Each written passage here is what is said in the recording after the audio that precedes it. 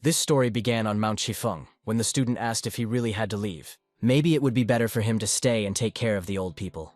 No one answered him. Perhaps it really was time to leave. The young man headed to the city, hoping that his mentors would not be too bored. The doors of the monastery opened and Xiaoming stepped out into the big world for the first time. The mentors were a little worried, but they knew that the young man had been ready for this for a long time. The 7 girls already know everything. Let them act according to the plan. Xiaoming knew that the teachers were worried about him. They just didn't say anything about it. He turned around at the sound of the monastery doors closing. She smiled. Everyone was almost 100 years old, but they behaved like little girls. Falling to his knees, he thanked them for their upbringing and care and promised not to let his mentors down. After some time, the young man found himself at the train station. The ticket to Zhangzhou turned out to be quite good, and even included a sleeping berth. Passing by a pretty girl, Min's gaze stopped on her lush breasts. She was indignant that he stared like that. He had never seen large breasts. But the young man advised her to take care of her health, as her melancholy was leading to clogged channels and pain. The girl was surprised they couldn't diagnose her for a long time, but he quickly identified the problem. The express train rushed forward. Min was delighted. This place was even better than his room. The mentors did their best. After descending from the mountain, Min will not only have to spread the teachings, but also meet the 7 teachers. With the help of the talisman, they will be able to recognize each other. The first one is in Zhangzhou. Ming will go there first. But the young man didn't want to go down. Why look for someone? He was fine here. The teacher said that he found something from Ming a few days ago. The guy demanded it back. He simply became interested in the ancient Huaxia traditions. The teacher smiled. Each teacher was an extraordinary beauty. The girls from the books didn't even come close to them. This changes the matter radically, in which case Min is ready to leave tomorrow. He will find the beautiful sister mentors at any cost. At that time, the young man could not even imagine how things could turn out. By the way, I wonder how much money they gave him, Sifu. Shenhu said that this money was for the first time, and once Ming found the 7th sister, she would take care of all the expenses. The young man opened the envelope. Well, how much was there? A whole 500 yuan. On the mountain he didn't even spend 20 a month, and a luxurious life awaits him. And then he heard a noise outside the door. It seemed he would have a travel companion. A girl entered the compartment, said hello, and said that they would be traveling together the next day. Min blushed. Were all the girls in the outside world really this beautiful? He looked at her short skirt and thought, this is what the love affair he read about on the forums meant. Suddenly an old man entered the compartment. The girl said that it was her grandfather. Min thought bitterly, this is a bummer. The grandfather greeted the young man politely. This old man has a hoarse voice, perhaps problems inside the chest. Min asked him if he had felt any pain in his heart in recent years. The girl screamed at him not to talk nonsense. Her grandfather was fine. The old man decided that he was facing another sycophant seeking advantageous connections. The offended Xiao lay down in his place. Maybe he was thinking too much. The girl told her grandfather that she would take the top bunk. The sight of the fellow traveler climbing the stairs was very tempting. Min watched her without looking away. Suddenly the old man clutched his heart, his face twisted in pain. The granddaughter hurried downstairs. Her grandfather was getting worse. She asked her grandfather what was wrong, and he replied that he seemed to be suffocating. The girl put her grandfather to bed and promised that she would think of something now. Leaving the compartment, she demanded that the conductor urgently find a doctor. The woman asked in confusion if Mr. Yu was really ill. She answered hastily, there must be a doctor among the passengers. Returning to the compartment, the girl told her grandfather that help was on the way. Min knew he could cure the old man, but the teachers said he shouldn't help everyone. From the internet, he knew that helping others often leads to problems. Is there any point in helping people at all? The old man was getting worse. He was wheezing and sweating profusely. The young man remembered that his mentors taught him to be responsive. Xiaoming hesitantly said that he could actually help. The compartment door opened and the conductor said, here comes the doctor. The girl smiled. It's great that the doctor came. The man sternly asked what was wrong with the patient. The granddaughter explained that her grandfather had a congenital heart defect, but it had not previously manifested itself in any way. The doctor replied casually that they would look at it when they reached the nearest station. The girl was in shock. And where should I take my grandfather for examination? The man frowned. Only with the latest equipment is it possible to determine the patient's condition and his treatment. But there is nothing like that on the train. The doctor stated that he cannot make a diagnosis without an examination. He is not some kind of charlatan. Min was surprised at what examination they were talking about. This guy wasn't going to help. Suddenly the old man felt worse. He arched his back and screamed. The symptoms were getting worse. Xiao was afraid the old man wouldn't last long. The girl begged the doctor to do something to save her grandfather.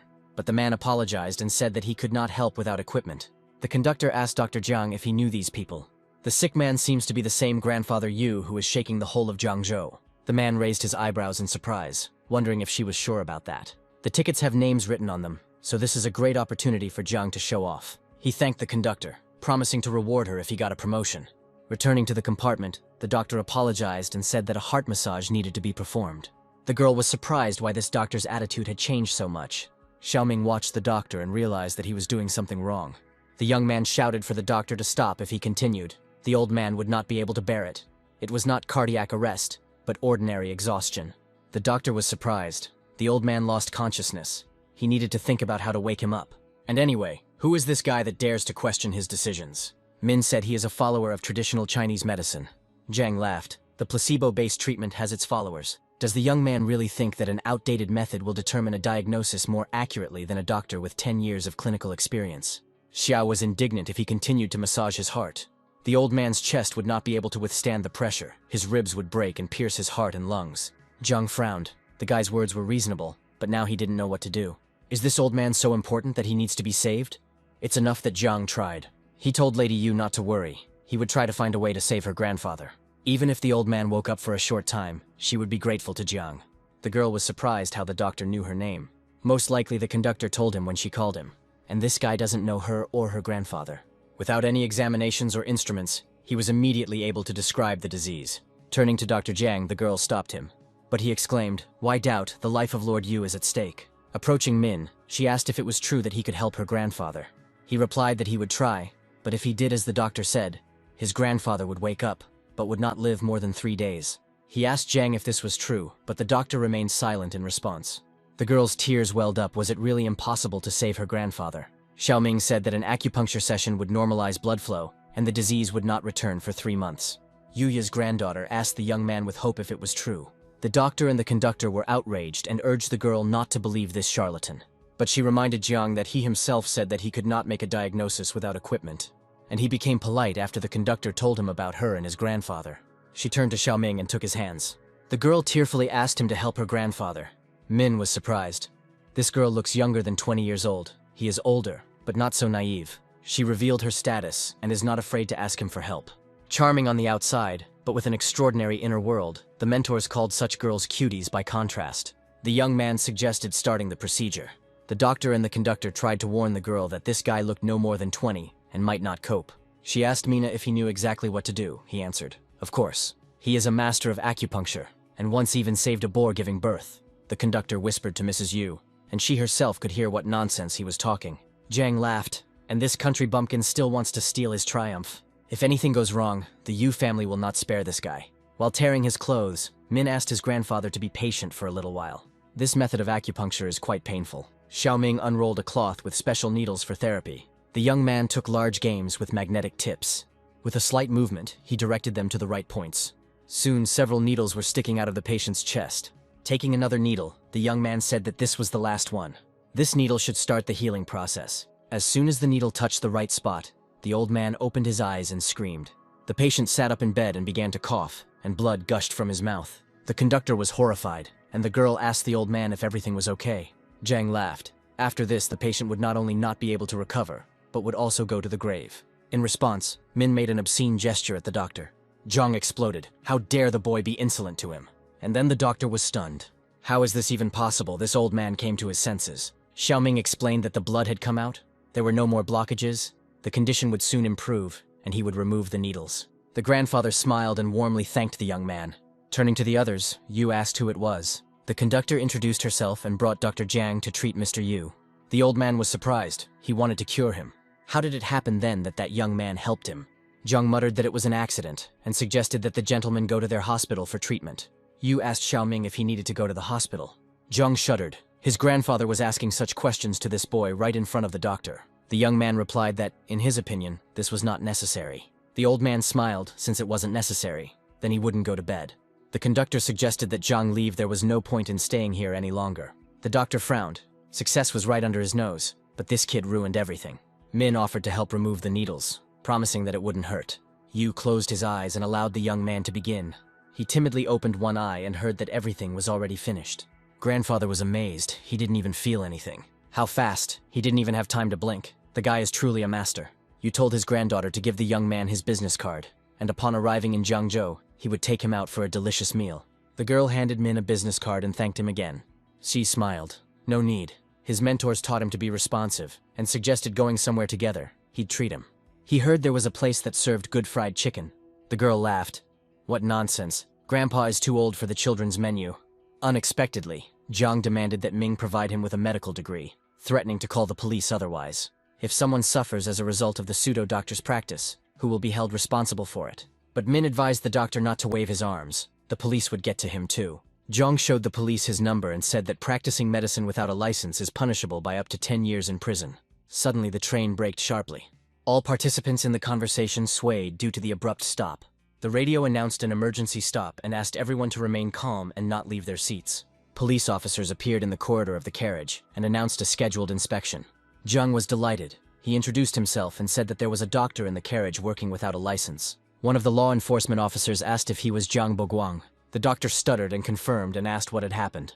Handcuffs snapped on Jiang's wrists, and the police officer explained that he was suspected of colluding with unscrupulous pharmaceutical companies. Their drugs cause massive side effects, including blindness. Ming understood that everything was leading to this. The art of contemplating qi had never failed. The girl asked Xiaoming how he knew that the doctor would be arrested. The young man replied sheepishly that he had simply guessed. Each technique of the 7 masters has magical power. It is better not to spread information about them, and Ming has an assignment. Yuya's granddaughter asked if he could predict what the future held for her. The old man thought, this young man is full of secrets, not arrogant and does not commit rash acts, a real talent. Xiao was surprised. The girl smelled so delicious, not at all like a wild boar. His mentor didn't deceive him. Real girls are better. Min did not look into the girl's future, but advised her to be wary of people in green clothes. The beauty smiled. She had heard that people who practice traditional medicine can see a person's destiny. The young man quickly moved away. The girl's closeness excited him too much. The old man asked Lin Lin not to be annoying and asked the young man if his illness could be cured. Min nodded his head affirmatively. You just need to take one medicine for 3 months and everything will go away. Yu was surprised that he was serious. The young man opened his backpack again. Taking out paper and a brush, he said that he would now write the recipe. Lin was stunned. Could there really still be people in our time who paint with a brush? She asked, it's probably awkward to write like that. The girl was puzzled as to where this small table with an inkwell came from. The teacher told Ming that the brush was a legacy of Confucian teaching, but pens were indeed more comfortable. However, someone must continue to paint with a brush if traditions are not respected. Then it will no longer be possible to restore them. This guy is strange and his character is unusual. You won't meet anyone like him in the city. Handing over the prescription, Xiaoming explained that since the disease is hereditary, family members can also take this medicine. Yu asked how the young man knew that the disease was hereditary. Min simply concluded that their family members must be engaged in heavy mental activity. It was the first time Yu had heard the young man say such a thing. The old man knew that as a captain you control the ship, but if you make the slightest mistake, you can lose everything. That's why people in high positions get tired 100 times more than others. Yu thanked the young man on behalf of his entire family for his recipe. Min responded by wishing his grandfather to always remain healthy. Suddenly, the old man ordered his granddaughter to take the young man's business card from him. Lin asked Xiaoming to return her grandfather's business card. He took out a card. Such strange people. First they give, then they take away. Without saying a word, the young man handed over his business card. Lin showed her grandfather his business card. Yu said okay, now they can add each other on WeChat. Ming's face fell. He didn't understand what he needed to do. The girl took out her phone. She entered the chat to add a new friend. Turning her phone screen towards him, she asked him to scan her code. Xiaoming asked in surprise what scan meant. Lin tried to explain, but the guy didn't understand what kind of cat it was. He finally realized it had something to do with the phone and took out his own. The girl hadn't seen such old phones for a long time. Could it really turn on? A pleased Min said that thanks to this treasure, he could use the internet. Lin was perplexed how this could be called a treasure. She felt sorry for the boy. His life must be hard. She asked him if he had WeChat, and he replied that his most authoritative person was his senior mentor. The girl explained that she meant the social network on the phone. Min was stunned. Could there really be any other networks there? The old man asked not to embarrass the young man, but to simply exchange phone numbers. Lin quickly added Xiaoming's number to her contacts. She said cheerfully that she now had his contact information. The girl promised that as soon as they reached Jiangzhou, she would call him and invite him to eat. She smiled. If Min wants to eat fried chicken, then he should definitely call. The young man was delighted. At first, Yu thought that Ming was just a scoundrel, but the guy turned out to be so interesting, although it was too early to consider him a suitor. After all, Lin is a member of the Yu family, and she is also being closely monitored by the Wang family. What if, for their own benefit, they decide to marry Lin off? Okay, problems need to be solved as they arise. Min noticed that the old man had a sad look on his face. He asked Grandpa Yu. It seemed like something was bothering him. The old man smiled. Just a little thing. He was very glad that he met Ming. The young man advised him not to worry about anything. Whatever you wished for would definitely come true. The words of the amazing young man lifted the old man's spirits. He thanked his companion politely and respectfully. Min reminded Lin to be careful around people in green clothes, otherwise trouble could be avoided. The girl replied that Xiaoming had gotten something wrong. While they were talking, they didn't even notice how they arrived at the place. The travelers got off at Jiangzhou Station, and Ming helped Lin carry the suitcase. He wondered why it was so heavy. The old man thanked the young man for his help, and said that his friend Lin should meet them. But Min cheerfully replied, "Nonsense, the suitcase is no heavier than a couple of bamboo stalks." The girl wondered where her friend was, but said that she had already arrived. Old Man Yu and Xiaoming talked leisurely. A luxury car was rushing towards the station at great speed. The brakes squealed and the car stopped next to Lin Lin. The car door opened and an elegant leg appeared from inside. A beauty in a green dress and hat emerged from the car. Lin Lin's best friend Q Ying asked with a smile. They must have been waiting for her. Lin shuddered when she saw her friend's green clothes. Turning to Min, she asked if the situation could be changed. The young man suggested that his friend change her clothes right there. Lin was horrified that she could suggest such a thing. Q Ying looked at her friend questioningly, not understanding what was wrong with her. Lin clenched her fists. She asked Xiaoming again if she really needed to change her clothes. Min replied that the only problem was her green dress. It would be better to change it. Lin smiled. Her friend probably had a spare outfit. Q was puzzled. Lin usually kept guys at a distance, so why was she being so nice to this country bumpkin? The girl was very interested in who he was. Apparently another scumbag who wants to deceive the naive Lin. Lin shouted to her friend that she needed to say something. Q asked the girl, "And that guy?" But Lin interrupted her and asked if she could change her clothes. Q Ying was taken aback. Why did this happen all of a sudden? But Lin really asked. There was probably something beautiful in Ying's trunk. Q sighed, thought about it and agreed, but only on the condition that Lin goes with her. The delighted girl exclaimed, "No problem." The girlfriends left the men on the street and went to change clothes. Q Ying took a spare outfit from the trunk, and the girls got into the car. A friend asked Lin what connected her with that young man. The girl was confused about who they were talking about. Q Ying snorted. Lin speaks as if there is a crowd of them standing there. Looking out the car window, Q discovered that only Mr. Yu was left in the parking lot. The strange young man disappeared. Lin said that they met him on the train. I wonder where he went. As she pulled on her stocking, Q guessed that he had hidden somewhere. She warned her friend to be careful, as often the most inconspicuous ones turn out to be scammers. Lin said sadly. He left without even saying goodbye. The senior mentor said that a worthy person would not spy on others. Min decided it would be better to leave while the girls were changing. The mentor said that he left the apartment on the outskirts, away from the hustle and bustle. While the young man was planning the route, a taxi pulled up to him. The man cheerfully asked the boy if he wanted to go for a ride. The navigator told Xiaoming that the location was 13 kilometers away. The taxi driver noticed that even the navigator said the distance was not small. He shouted at the little boy to jump into the car. The young man thanked him with a smile, but there was no need. The taxi driver was stunned. He was going to walk more than 10 kilometers. Min smiled. "It's nonsense. In the mountains, he covered much greater distances." The guy got ready to run this short distance. Pushing off the ground, the young man rushed forward along the route. The stunned driver looked after him questioningly. What the hell is going on here? With his phone in hand, Xiaoming rushed through the city at high speed and finally found himself on the outskirts of the city, in the boondocks. The navigator reported that Min had arrived at his destination. He was interested in the Hongshan residential complex. The young man looked around. The sign on the house said that this was not quite what it should be, but one of the locals confirmed that this was Hongshan. Blowing out a stream of smoke, the grandfather explained that half the word had been erased. Xiaoming thanked his grandfather with a smile for the hint.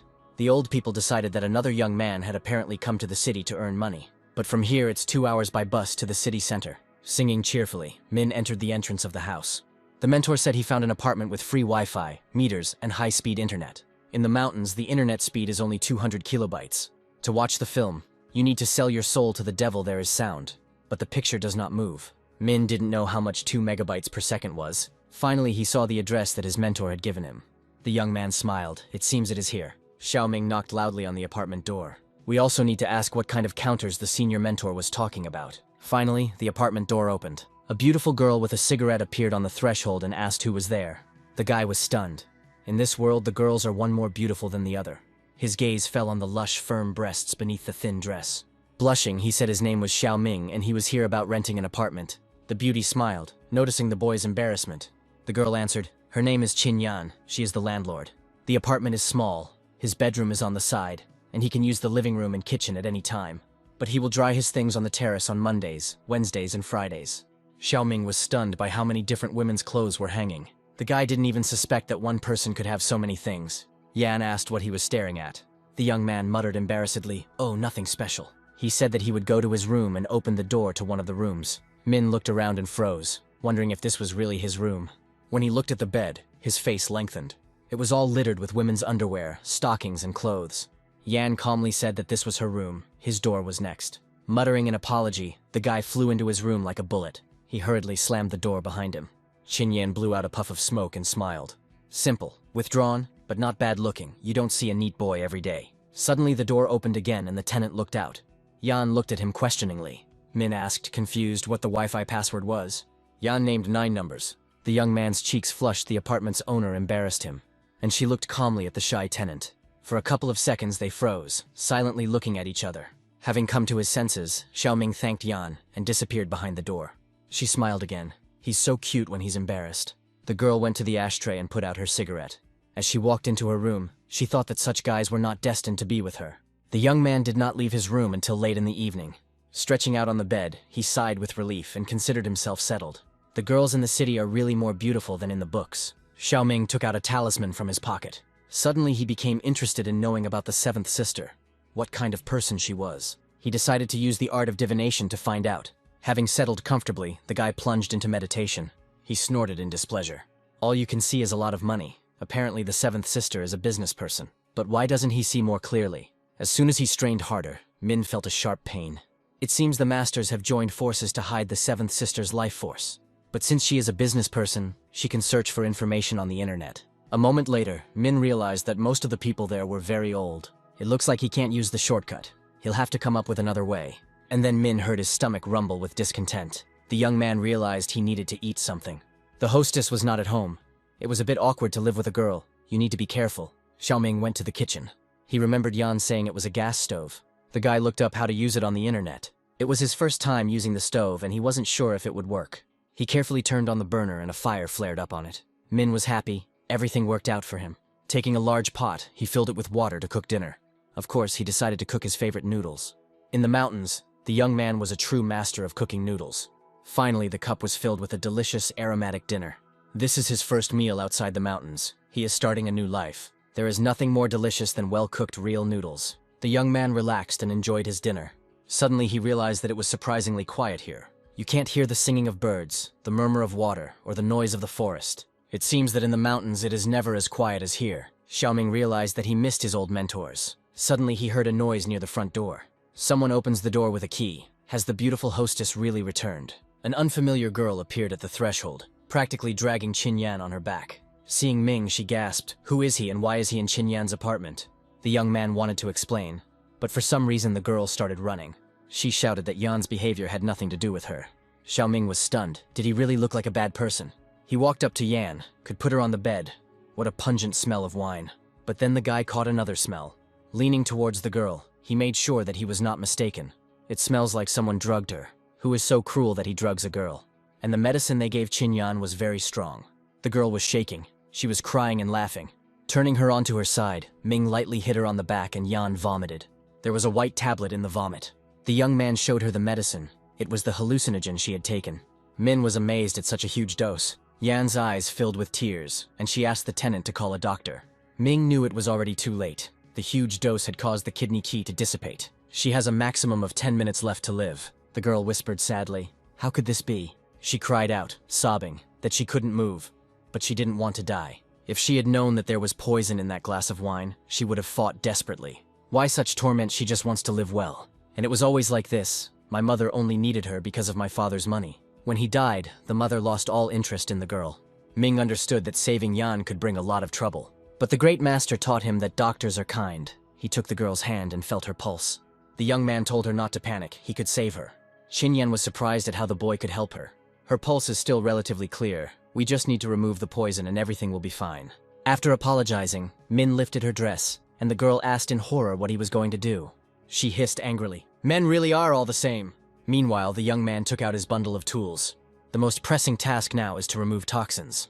To do this, you need to use a scalpel. Xiaoming deftly twirled the razor-sharp instrument in his hand. He warned Yan that she would have to be patient for a little while. The girl screamed in pain. Min made an incision on his stomach and let out some blood. He then quickly treated and stitched the wound. After the operation, he processed and put away his instrument. The young man told Yan that she was fine. She just needed to rest for a few days. She asked in surprise what the young man had done. Taking her in his arms, he explained that everything was simple. This is an operation to remove the source of the toxin before it reaches the heart. The girl was surprised. Was he really a good person? Min picked up the weakened owner of the apartment in his arms and carried her to the bed. He carefully lowered her onto the sofa and turned on the lamp. The guy suggested that she take a rest while he went and cleaned up. Yan didn't even know what to say to this. Suddenly there was a knock at the door. Yan's friend said that she had brought Hao to see her. A friend asked if there was a man in the house. Yan's face twisted in anger. She asked how Hao dared to come. Xiaoming asked if he could open the door. It seems like the girl was just brought by her friend, but Yan screamed at him to stop. They were all freaks. They were the ones who poisoned her. Yan makes a living by running a bar nearby. Today, as usual, she went to open the doors and start work. But today, Zhang Qian brought a notorious villain to her bar. He threw a large sum of money on the counter. Hao asked for a glass of the strongest drink. Qian said that it was a big client and asked him to hurry. Although this guy had a bad reputation, Yan didn't suspect anything at first. Qian quietly said that she had something to do. She whispered, Hao wants them to spend this night together. But Yan replied that she only sold alcohol, not her body. Qian was angry. Yan just opened the bar and already considers herself a serious person. Hao realized that he would have to deal with bad deeds personally. One tablet of this medicine can drive even a cow crazy. After 2 pills, Yan will turn into a juicer. Hao dropped the drug into the glass and stirred it around. Walking up to Qin Yan, he asked her if she knew the consequences of disrespecting him. But today he is kind. She should drink it, and they will pretend that nothing happened. And if he doesn't drink, this bar will be closed today. The bar owner cursed silently. Taking the glass, she casually agreed to drink. Although her hands were shaking, she still took the drink. There was poison in that very glass. Yan has always considered Zhang Qian her best friend. The girl asked if Min was listening and where he got the watermelon. The young man didn't understand whether he should open the door or call the police. Gathering her strength, Yan stood up and decided to open the door. She asked Mina to go with her. Her legs were weak. The guy carefully hugged Yan and helped her walk to the door. She was indeed still weak after the poisoning. Finally, she opened the front door. Hao rudely asked why she hadn't opened the door for so long. Was she dead? Yan asked how Hao had the nerve to come to her house. Qian pointed at Ming and said that he was the one who stole things from Yan's house. Why is she still with him? Min frowned. If the girl does not provide evidence of the accusation, she will be held responsible. But Zhang Xian demanded that the young man let her friend go. She invited Yan to go with them. They would help her. Yan said that she had told everything about the drugs added to the wine, and the police were already on their way. Zhang said they were talking nonsense and no one had drugged her. Hao didn't understand how Yan could stand on his feet after such a dose. Qin asked Ming to say something, otherwise they would not leave. He asked if they were the ones who poisoned her. Yan confirmed. She said that he would teach those bad people a lesson. Ming greeted Hao and said that he was Yan's boyfriend. The girl watched her tenant with interest. Hao laughed and said that the guy had made a good deal. His girlfriend was indeed drugged, but they haven't yet found out who did it. Hao was wary of what this guy meant. Ming thanked Qian for bringing her home. Zhang was confused when Qin Yan got a boyfriend. But this is just a child who can only smile. Min said that the bar has video surveillance. They will find out everything when they check. They will pass all this information on to the police so they can sort it out. Hao gritted his teeth, completely forgetting about the video surveillance. We need to get rid of this entry immediately. The bandit hurriedly said that he needed to go. He still had things to do. Xiaoming called out to Hao as he left. He growled. If he has something to say, let him say it quickly. Min said men can't rely on their lower body alone, as it could fail. Although the man himself may not be aware of this. Hao yelled at the boy to take care of his lower body. The bandit frowned. He would destroy the recording and then deal with them. When the time comes, he will make their life worse than death. Ming asked Qin Yan if he should return the records before them. Yan waved her hand. It's useless. Hao is very strong here. Nothing will happen to him. Min smiled. She hadn't eaten anything in the evening yet. He could make noodles. Yan laughed. She hadn't eaten noodles cooked by others for a long time. The young man told her not to laugh. The scene might come apart. Hao broke the card with the video footage from the bar. He was pleased. Now no one would be able to prove anything. Restoration was impossible. Zheng Pai touched her lover with her foot. She said she would help him get rid of his anger. Hao reached out to the beauty. He really needed to relax. He's very angry today, so Zhang Qian needs to try harder. A few seconds later, the mood in Hao's bedroom changed dramatically. The bandit stretched out helplessly on the bed and sighed heavily. Zhang asked him in confusion what had happened to him. Hao replied with tears. Yesterday everything was fine with him, but today... And then he remembered Mina's words about the lower part of a man's body. Maybe that kid did it. Hao cursed and punched the pillow. Meanwhile, Xiaoming was busy in Qinyan's kitchen. The young man had already gotten used to it and soon dinner was ready. The girl looked into the cup in surprise at how delicious it smelled. She ate some noodles with pleasure. Min asked impatiently how the noodles tasted. She replied, "Great. I haven't eaten such delicious noodles in a long time." The young man was amazed that there was no one at home who could cook for her. Yan flinched, her chopsticks freezing in midair. The guy realized that he had asked something wrong. After a short silence, the girl said that she no longer had a family. Her father died early, and her mother ran away after her father's death. Yan grew up in an orphanage. Xiaoming is also an orphan, but she can't understand what it means to run away. Yan's mother married her father only for money. Later they divorced. She took a large sum of money and part of his property from him. She gave Yan to an orphanage when she was 3 years old so she could marry another man. Ming realized that Yan was more unhappy. He had his teachers. The girl asked not to feel sorry for her. She built this house and her bar herself, step by step. She doesn't rely on anyone and lives well. As she fell asleep, Yan said she was independent and strong. After eating, the girl fell asleep right on the dining table. Although the toxicity had subsided, she felt tired from the blood she had lost. Xiaoming carefully picked up the apartment's owner. "It's time to sleep. As long as he's here, he won't let bad people hurt Yan." The young man carefully lowered Qin Yan onto the bed. Suddenly he noticed signs of an unusual ability to self-heal in the girl. Yan has the rare Ruyan physiology. In ancient books it is written that the daughter of Ruyan is extremely rare in this world. This body type not only allows for quick recovery, but also practice double cultivation. True, the third master said that a fellow disciple is one of the most boring things in the world. Ming remembered when he hugged Yan, his heart almost jumped out of his chest. The young man hit himself. What is he thinking about? He still has to found a sect of masters and promote the teaching. But first he needs to find the 7th older sister. Leaving Yan in her room, Ming quietly closed the door behind him. The girl opened her eyes. He carried her to the bedroom, but did nothing. It was the first time she had met such a boy. Those stinking men at the bar, when they see her, they want to eat her alive. It's obviously just a chance meeting, so why is she constantly thinking about Mina? The thought popped into the girl's head that she was unworthy of such a pure boy. In the morning, Yan knocked on the young man's room and asked if he wanted breakfast. Xiaoming rubbed his eyes. "Breakfast is very good." The girl smiled. Yesterday she ate the noodles he cooked, and today she will cook breakfast for him. By the way, she prepared a surprise for him. In the kitchen, dumplings and pies with sweet sauce were waiting for Mina. The young man smiled. The presentation was very good. Qin Yan suggested that he try it as breakfast. Min tried it. It seems like nothing special. The girl laughed. She doesn't know how to cook breakfast, so she bought all this downstairs. Min noticed that she was in a great mood. She had almost recovered. Ruyan's physiology was truly worthy of its reputation. The guy reminded Yan that she said something about a surprise. After what happened yesterday, Yan realized that Ming was far from an ordinary person. She is confident that he will later make a name for himself in this city. In the meantime, as a sign of her friendship, Yan decided to free him from 6 months' rent.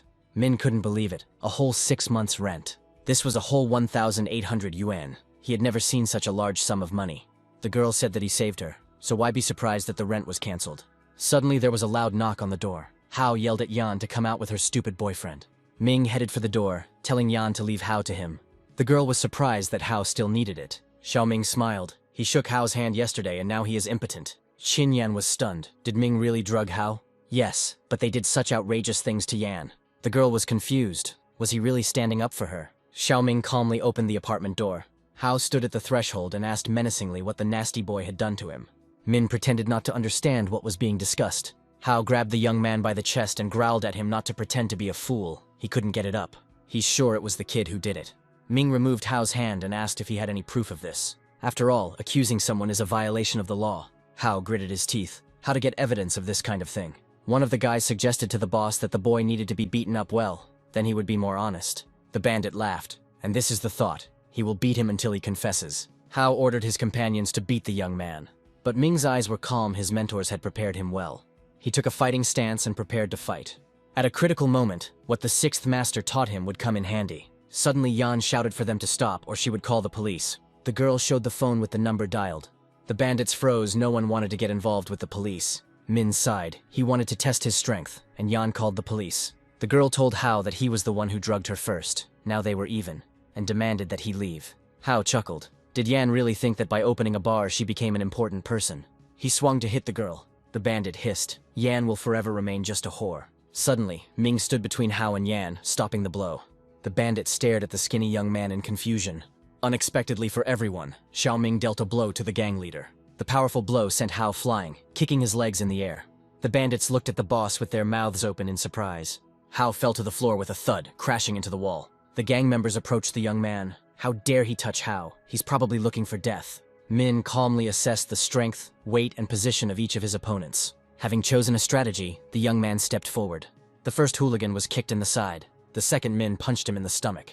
The third one was knocked out by a punch to the face. Yan timidly said that Hao was a local snake, and if you mess with him, you could get into serious trouble. Ming replied that he didn't care whether Hao was a snake or a dragon. If he touched a friend, Min would teach him a lesson. Hao was shaking with fear and shouted at the young man not to come near. If his father found out, Yan and Ming would die. Xiao Ming kicked the hapless bandit in the chest. Is it really possible that at this age he still calls for daddy? The needles flashed in the young man's hand. He decided to teach Hao a special lesson. Min threw needles into the smile point and the pain point. Hao shook even more violently, not understanding what was wrong with him. Suddenly the bandit burst out laughing, and at the same time shouted that it was very painful for him. Xiao watched as the villain convulsed in pain, tears streaming from his eyes, and at the same time he laughed uncontrollably. Suddenly Ming heard Qin Yan scream. One of the bandits put a gun to her head and demanded that she fix what he did to Hao. Otherwise, he promised to shoot the girl. There's nothing to be done, I'll have to free Hao. He took the needles out of the weakened scoundrel. The bandit asked the boss if he was okay. He was breathing heavily, sitting on the floor. Hao struggled to his feet. He realized this guy's methods weren't simple. He asked the young man what he had just done to him. Min showed the needles. It's just traditional acupuncture. Suddenly, Hao asked if the young man wanted to join him. Min was stunned. Was this guy crazy? He just beat him half to death, and he's trying to recruit Min. Hao assured that if Ming was with him, he would have money and women, since Hao's father owned a fishing business. Min frowned and said that Hao had offended his girlfriend. The bandit smirked. Qin Yan is nothing special. There are a lot of girls under Hao's command. The guy can choose any of them. Ming replied that he was not in the mood. Hao had better take his people away and not show his face again. The bandit frowned. He made a sign to his subordinate, who ordered Yan to go into the apartment. With an evil smile, Hao said that since Ming did not agree to join him, he would show him what happened for that. All he can do is watch his woman suffer. The young man watched as the gang calmly entered the stranger's apartment. Xiao Ming smiled. It seems these people are abnormal. He followed the bandits into Qin Yan's apartment.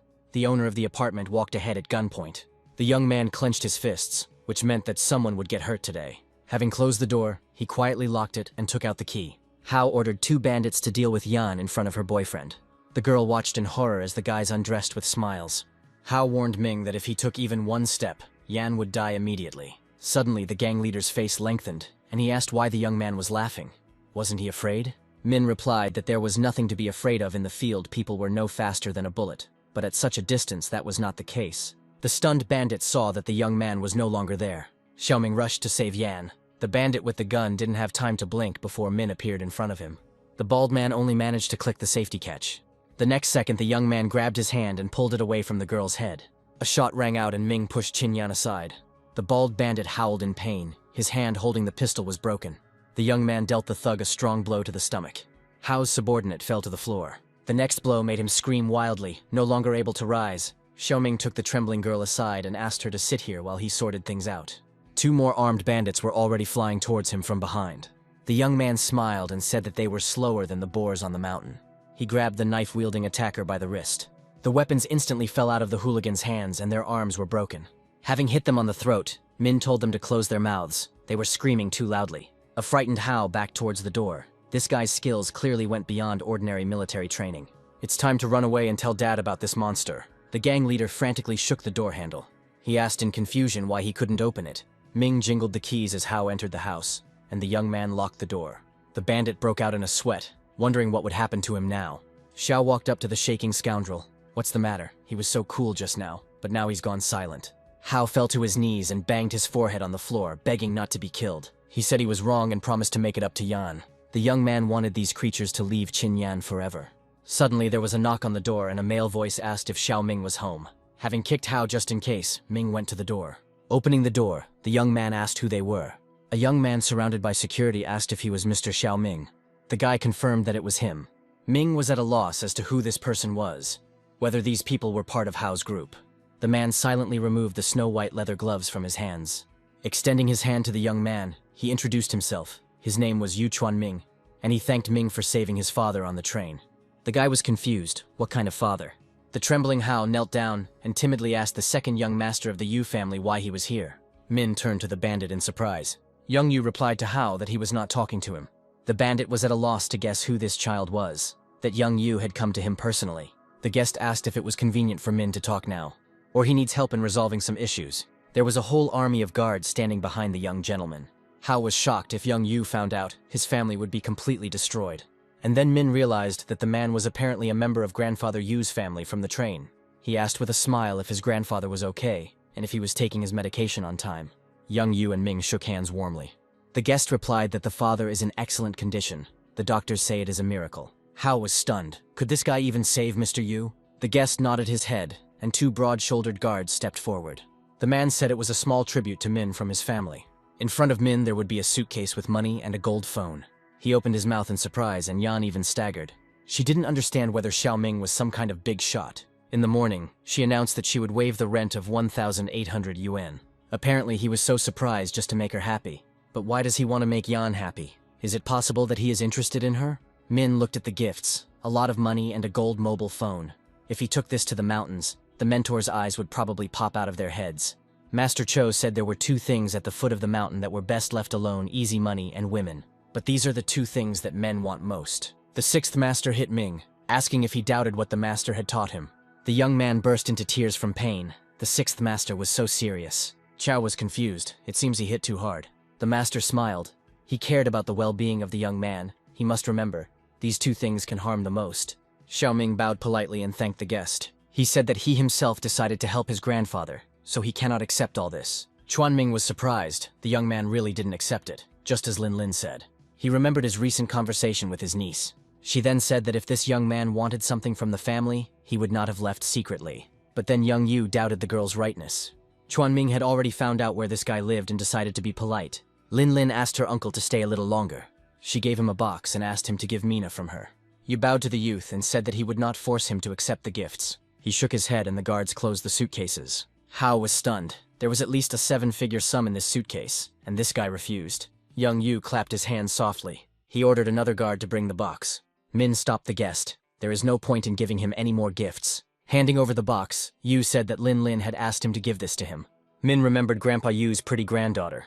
Xin Yan became wary. Lin Lin is definitely a girl's name. This does not seem to be a valuable item, and cannot be considered a violation of the sixth master's teachings. Just in case, the young man said that he would look first, and if it was something expensive, he wouldn't take it. Min gasped when he saw the contents of the box. Chuanming was puzzled by what was in the box, and why the young man reacted that way. The box contained a coupon for 3 free meals. Looks like there's something else there. Min pulled out his cell phone and a note. Lin wrote that she installed WeChat for this old phone. Yu couldn't understand why Ming refused the luxury phone but accepted Lin Lin's old one. The young man told the guest that he would take this gift. Chuanming was puzzled. And Min asked me to tell the girl that he really liked her gifts. From everything he saw, young Yu concluded that a person like Xiaoming was truly worth being friends with. Chuanming's gaze fell on Hao, and he knew how to thank the young man. The guest told Min that he was leaving, but first he could help him take out the trash. The young man did not immediately understand what young Yu was talking about. Hao realized that if he didn't get out of this now, he would be doomed. He frantically thought about what to do. Yu had probably guessed what had happened here. He clenched his teeth and began to shake. Falling prostrate, he loudly begged Xiaoming to spare him. The guy was a little confused about what to do with them. Turning to the guest, he said with a smile that he could handle them himself. In that case, Chuanming will go about his business. You realized that this Xiaoming was a real talent. The weapons in the room were used. He subdued so many people without any injuries. The influence of this young man is much more powerful than the old man said. If Ming falls into the hands of his elder brother, Chuanming's plans could be jeopardized. Hao and his entire team humbly thanked Ming for his kindness. Yan couldn't believe her eyes. The arrogant Hao fell prostrate before Ming. It was unbelievable. Ming asked Hao if Yu was really that scary. He was polite. The bandit replied that it was just appearance. In the criminal world, he is called the Elegant Devil. They say that he is the one who does all the Yu family's dirty work. If Ming had given them to him, they would definitely have died. Now Min can use these local snakes if necessary. He asked Hao if he was willing to do him a favor. The bandit exclaimed that he was ready to provide 200 services. First, they must not create problems for Yan in the bar, and must not allow anyone else to create problems there. Zhu Hao swore that no one would dare to offend her from now on. Secondly, we need to collect information about famous women in Jiangzhou. Hao wondered why Ming did this. The bandit looked at Qin Yan. She was completely different from her whore friend Zhang Qian. Min specified that he was interested in women between 21 and 25 years old. The bandits bowed politely. They will find all the information. And now they can all leave here. Zhu Hao and his bandits bowed and retreated toward the door. The front door of the apartment slammed. Hao sighed with relief. He finally got out. The bald bandit asked the boss if they were really going to listen to this guy. Hao's eyes flashed with anger. After hitting his subordinate, he shouted at him to come to his senses. Even Second Master Yu respected this guy. Mina has a great future. If they stay with him now, they can rise very high. Hao will be able to take over the entire fishing business in the district. Finally, all the guests had left and it was possible to restore order.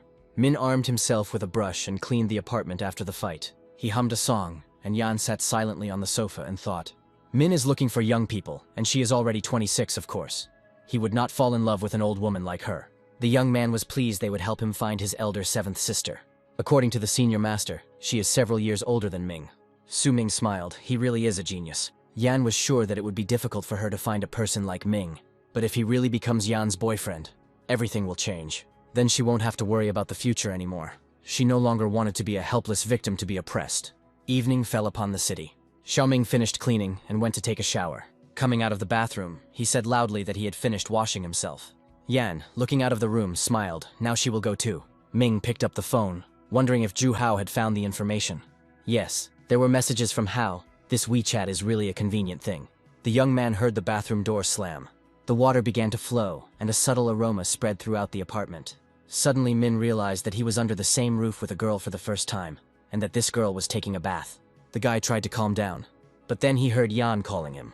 The guy was confused. Isn't Qin Yan taking a shower? The girl said that it was her and asked to open the door for her. Min was confused. She was taking a bath and suddenly decided to come to him. What could this mean? He felt a flush of heat. He tried to reassure himself that maybe she just needed something. Opening the door slightly, he asked what had happened. Yan, wrapped in a towel and carrying a bottle of wine, entered the room. The young man was shocked by what she was doing. The girl asked if she was too old for him. He replied that she was very young and beautiful, and that after the operation it would be better for her not to drink. Yan asked why he needed information about girls under 25 then. Min was confused. He didn't expect such a question. The young man muttered that there were other reasons for this. The girl shifted from foot to foot. Suddenly the bottle of wine slipped from her hands and rolled across the floor with a clink. She swayed, and the young man carefully caught her. Their eyes met. They were very close to each other. Mina's hand involuntarily reached for her slender leg. She asked timidly if he really thought she was beautiful. Min repeated, "She is very beautiful." If his words hurt her, he asks her forgiveness. The young man tried to calm down, but Yan smelled very good. Seeing his confusion, the girl took a decisive step. Throwing off the towel, she asked permission to be his woman. Min was confused. He didn't know how to behave. He rushed towards her towel, hurrying to pick it up. But Yan stopped him, gently taking his hand. She said with a smile, "Let the towel fall. She does it voluntarily." Ming said that if this continues, he might do something to hurt Yan. She closed her eyes slightly and replied, "It was her decision." How can a young man with hot blood control himself in such a situation? He remembered the words of the senior master, having made a choice. You must bear responsibility until the end. One day in the forest they found a boar. Little Min told the master that it seemed she was dying. The master asked the boy if he wanted to save her. Min was afraid that his medical skills would not be able to save her. Then the master asked if the student wanted to leave her. But little Mina was taught that doctors are kind. This is also life, and he wanted to try to save it. The master said that now that he had made his choice, he must act. The boy looked in horror at his hands, from which blood was dripping. Crying, Min told the teacher that the boar couldn't take it anymore and died while he was operating on her. The senior master calmly replied, it was Ming's choice. But the boy felt guilty if he had not performed the operation. She might have lived a little longer. The master told the student, once you make a choice, you must bear responsibility until the end.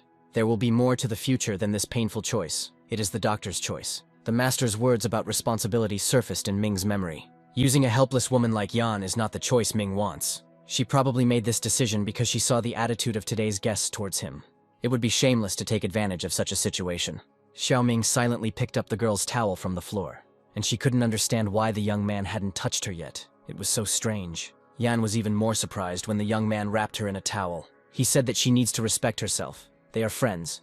If she has problems, he will help her. She also gave him free rent. Qin was stunned by the guy's reaction. She blushed and tears welled up in her eyes. Clinging to Xiaoming, she cried bitterly. The young man realized that she was overexcited and was now hysterical. When the girl calmed down, Min put her to bed. He said that over time they should become real friends. Suddenly the phone that Lin Lin had given her rang. Min found out the number of young Yu, but why was she calling him so late? Entering his room, the young man picked up the phone and greeted Lin.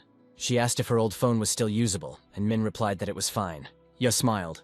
Then why hasn't he accepted her friend request yet? The guy admitted that he hadn't yet figured out how to use the phone. She laughed and asked him to take a closer look. Lin wanted to invite him to lunch tomorrow, and if he had time for that. Min reminded me about the coupon and suggested going with it. The girl said that she would pick him up tomorrow, but as for food, it would be her decision. That's what they decided, saying goodbye until tomorrow. Lin didn't understand why her grandfather sent her second uncle to Ming. He and her father were very different from each other. Perhaps now that grandfather's health had improved, he wanted to return to his position as clan head. The girl sighed. Living in a large family is so troublesome. After talking with Lin, Ming opened Hao's messages. I looked at one of the photos. The young man was surprised. Weren't the legs too specific? Hao quickly found a lot of information about the girls. But who is the eldest seventh sister, and is she among them? And why did Lin decide to invite him to dinner after her uncle's visit? With her intelligence, it is impossible for her not to have a goal. Min has not yet found answers to these questions. He sighed. Life becomes so troublesome after coming down the mountain. Min looked at the photographs and thought that it seemed like it would be no easy task to create a sect under the mountain. And suddenly in one of the photographs he saw a familiar symbol. He sat up in bed and stared at the picture. There was a beautiful girl standing next to an expensive car. On her arm was a bracelet with the symbol of the seventh sister. Xiaoming clenched his fist happily. It was her. But the photo only shows half of his face, and he is not familiar with the city, and does not know what this place is. He decided to call Hao and ask where he found this girl. The bandit was sitting at the gaming table at that time. Having learned about the photo, he asked Min to forward it so he could take a look. The game partner hurried Hao. Now it was his turn to move. Min heard the bandit bark at those present, demanding silence. It turned out that Hao's younger brother found this photo on the internet. Ming was indignant that Hao had treated his assignment carelessly. But the bandit swore on his life that all the people in the photographs were from Jiangzhou. This assurance calmed Xiaoming down a little. He knew for sure that the seventh sister was in this city, but it was unknown where to look for her, and the young man threw the phone down in anger. He came to Jiangzhou only to find the seventh elder sister. And then it dawned on him. Lin would definitely recognize this elite place. Moreover, given her level of intelligence, she may even know the seventh sister. The next morning the young man woke up in a great mood. When Qinyan woke up, she smelled a very delicious smell. The girl quickly got up and went to the kitchen. Seeing Min at the stove, she asked what smelled so delicious. The young man invited her to try the porridge he had prepared. Yan said sadly, "Whoever marries Ming will be very lucky." The guy smiled. "It's actually very easy to cook." Qin indignantly asked who was honking so loudly. She needed to take a look. I looked out the window, and she was surprised that in their area there was such an expensive car, and the girl behind the wheel was so fashionable. And then Ming remembered that Lin had promised to pick him up today. He instantly jumped out onto the balcony. Lin stood under the balcony and waved her hand to the young man. Min almost choked. It really was her. Without finishing his porridge, the boy rushed to the exit, asking Yan to remove his bowl. Qinyan lowered her head sadly. Maybe they really are not from the same world. Lin picked him up early because she decided to give the young man a tour. After all, Jiangzhou is the largest city in southwest China. Soon they left the outskirts and found themselves in the fashionable part of the city. Xiaoming closed his eyes in horror. Lin was driving too fast. Young Yu asked in surprise why the guy lived so far away. He replied that the craftsman found this apartment for him. Although it was a bit far away, it was quite cozy. Lin asked if maybe he should stay with her. Rent, water, and electricity were free. But he replied, no need, everything suits him. Min knew that Lin was smart, and besides, free things were sometimes the most expensive. The girl smiled. Today they would just have fun, and she would cover all the expenses. Yu pressed the accelerator pedal and shouted boldly, "Let's go!" The car rushed forward. Soon they stopped near a luxurious high-rise building. The helpful parking attendant ran up to the luxury car. Lin opened the door and walked out. Having thrown the keys, she told me to park the car and that she would pick up the keys at the reception. Min couldn't understand how this door opened. His master never taught him these things. Yu walked up to the car and pressed the right button. The only thing wrong with this car is that the door is not easy to open. Min is not the first. He thanked her shyly, saying that he had just wanted to jump out. Lin invited the young man to go with her to change clothes first. Seeing his hesitation, she took his hand and pulled.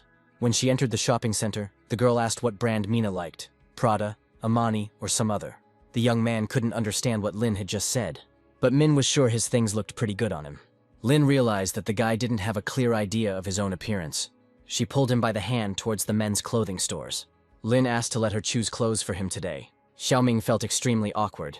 Approaching one of the shops, she asked him how he liked the place. Min thought it was old-fashioned. The other one, in his opinion, on the contrary, was too fashionable. Lin thought, neither old-fashioned nor fashionable. She finally realized that Xiaoming should be suitable. The suit in a sporty business style seemed quite good to the young man. Lin agreed. It was both convenient and beautiful. The saleswoman said that these clothes were made just for this young man.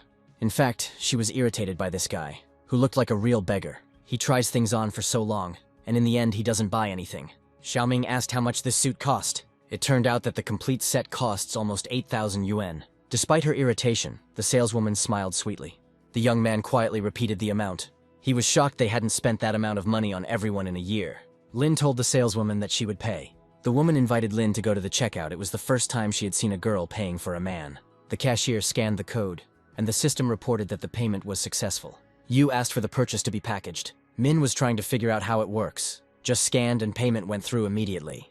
Lin smiled. The young man still hadn't figured out WeChat. The girl advised him to look at the balance. She was worried that he did not have enough money, and put in some. Min went into his phone and found his balance.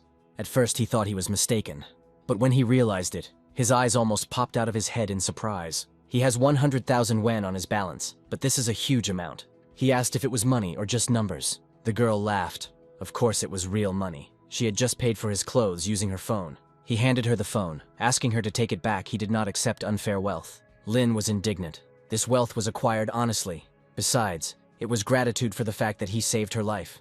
She remembered Min telling her to be wary of people in green clothes. The young man vaguely remembered that something like that had happened. Lin's friend then changed her clothes, and this helped them avoid disaster. As they were driving from the station, they were cut off by an unfamiliar car. Qiuying asked the driver indignantly, "It seems he bought a license." A man wearing large black glasses looked out of another car. He silently took out his gun and aimed at Qiuying. Seeing the weapon, the girl sank down into the seat in fear. Lin asked who it was. Q didn't know. She was trembling. Suddenly the killer said, "This girl is wearing black clothes." He was told that the target was green today. It looks like he was wrong. The armed man turned around and quickly fled the scene of the accident. Q sighed with relief. If she hadn't had a spare set of clothes with her, things would have ended badly. She tearfully thanked Lin for saving her life. Lin was puzzled. What Xiaoming said turned out to be true. And although they were saved, that man was never found. Min realized they wanted him to help them find information about the killer.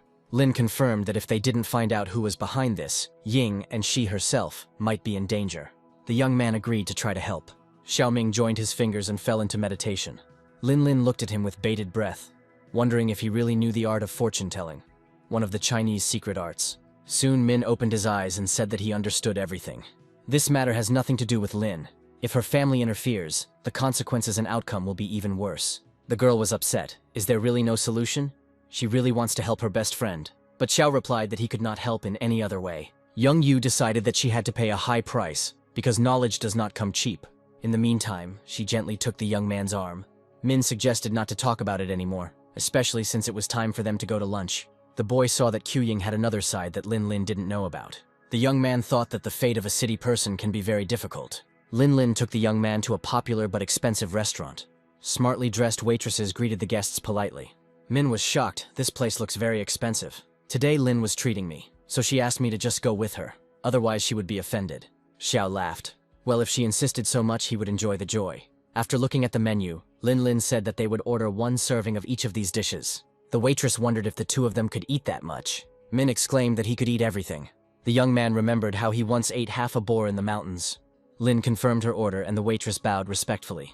Xiaoming asked, "The Yu family must be very rich." The girl laughed and asked what he thought about her.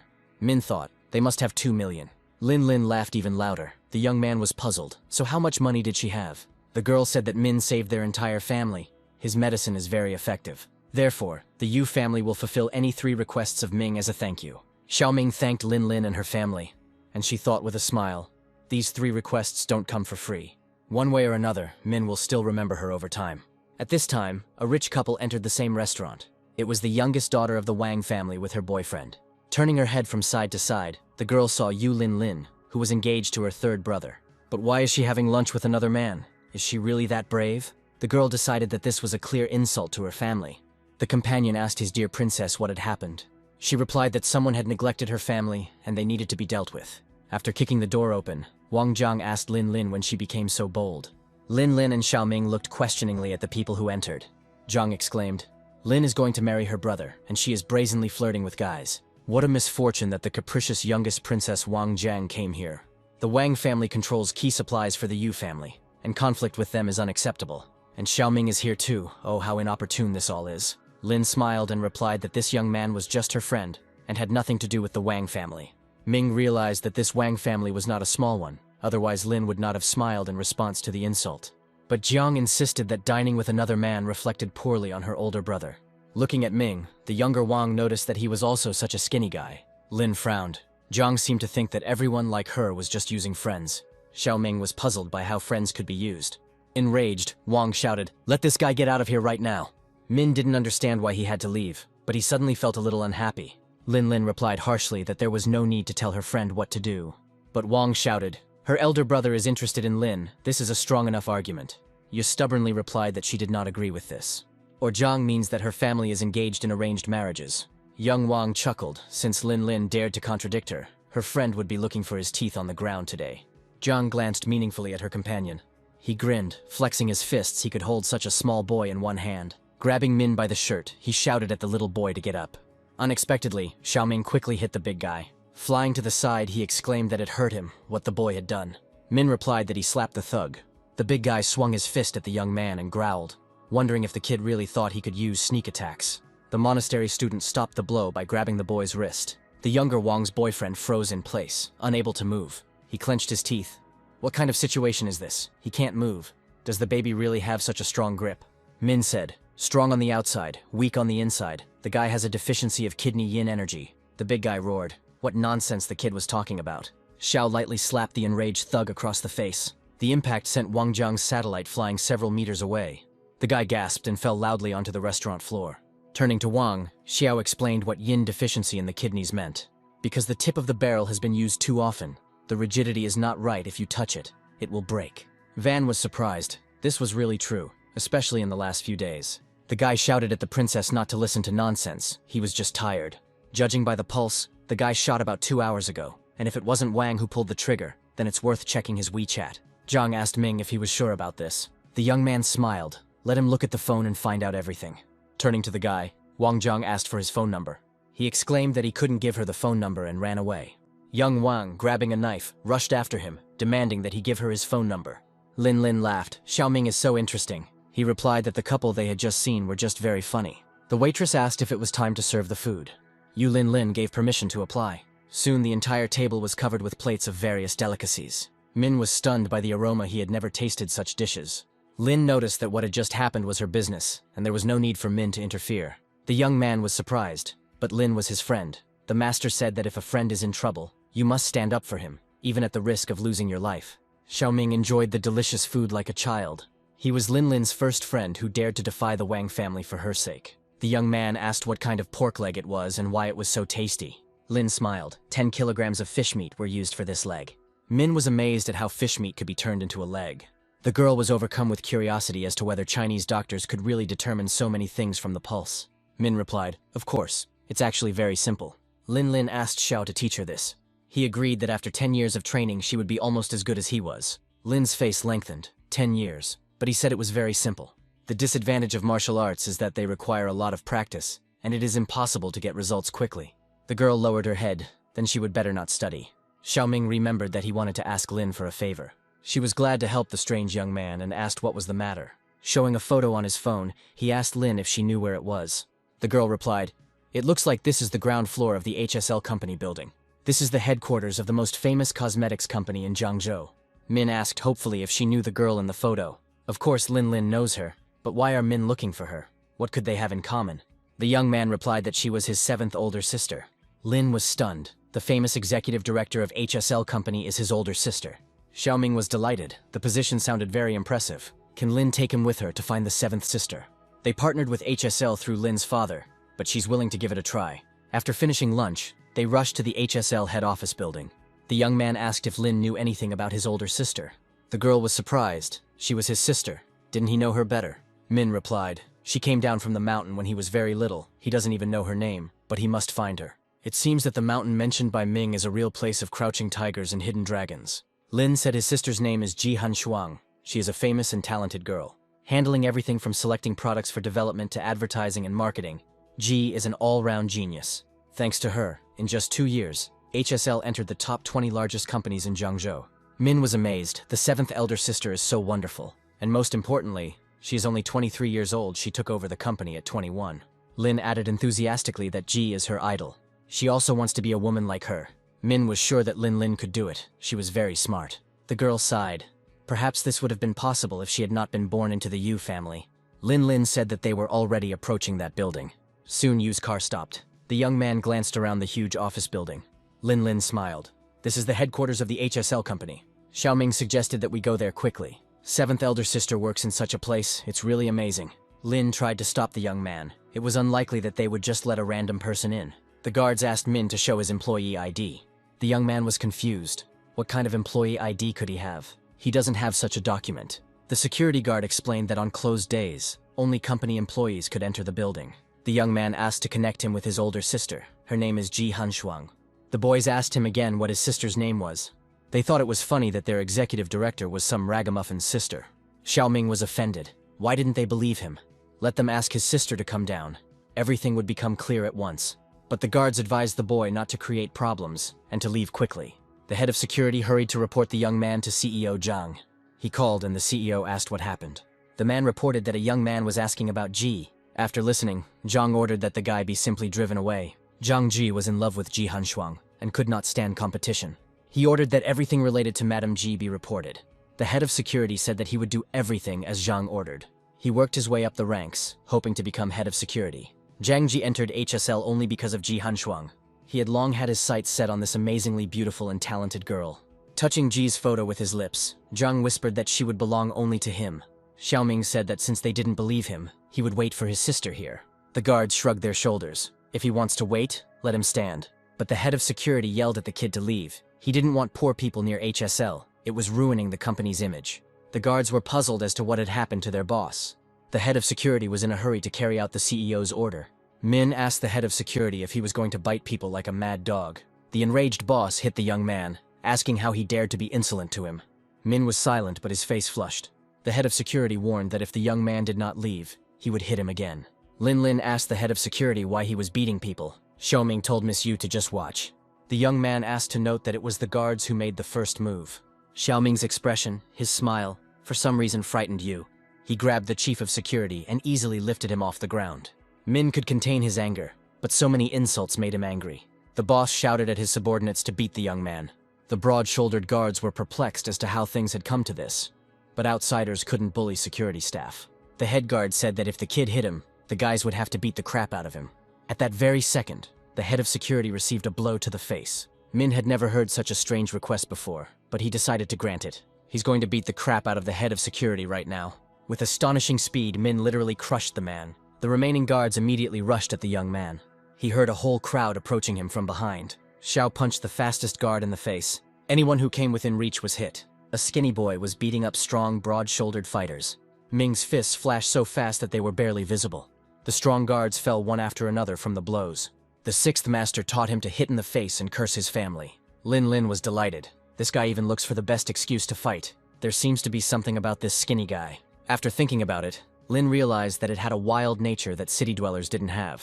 Soon all the guards were lying on the pavement groaning. Min shouted to the head of security to get up and fight, but he decided to pretend to be dead. Suddenly, an expensive car pulled up to the main entrance. The door opened and a girl got out of the car. After looking around, she asked what had happened here. The security chief, his face swollen, mumbled that they were being beaten and asked Chen's assistant to call the police. Looking at the skinny young man, Chen asked if he was the only one who beat them all up. Turning to the girl, Min asked her if she was also from this company. Chen shook, deciding that the young man would beat her too. Grabbing the phone, she said she would call the police now. The door opened and a female voice asked what had happened. The assistant reported to Miss G that someone was causing trouble. An unknown person beat and injured more than a dozen security guards. G was surprised that 10 guards were injured, and how many enemies came.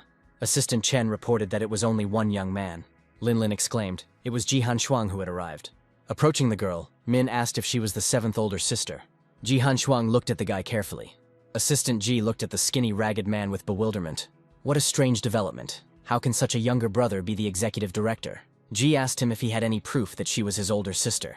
Chen was stunned. Madame Ji actually admitted it. Min reached into his pocket, saying that he had brought a talisman, and then he discovered with horror that it was not in his pocket.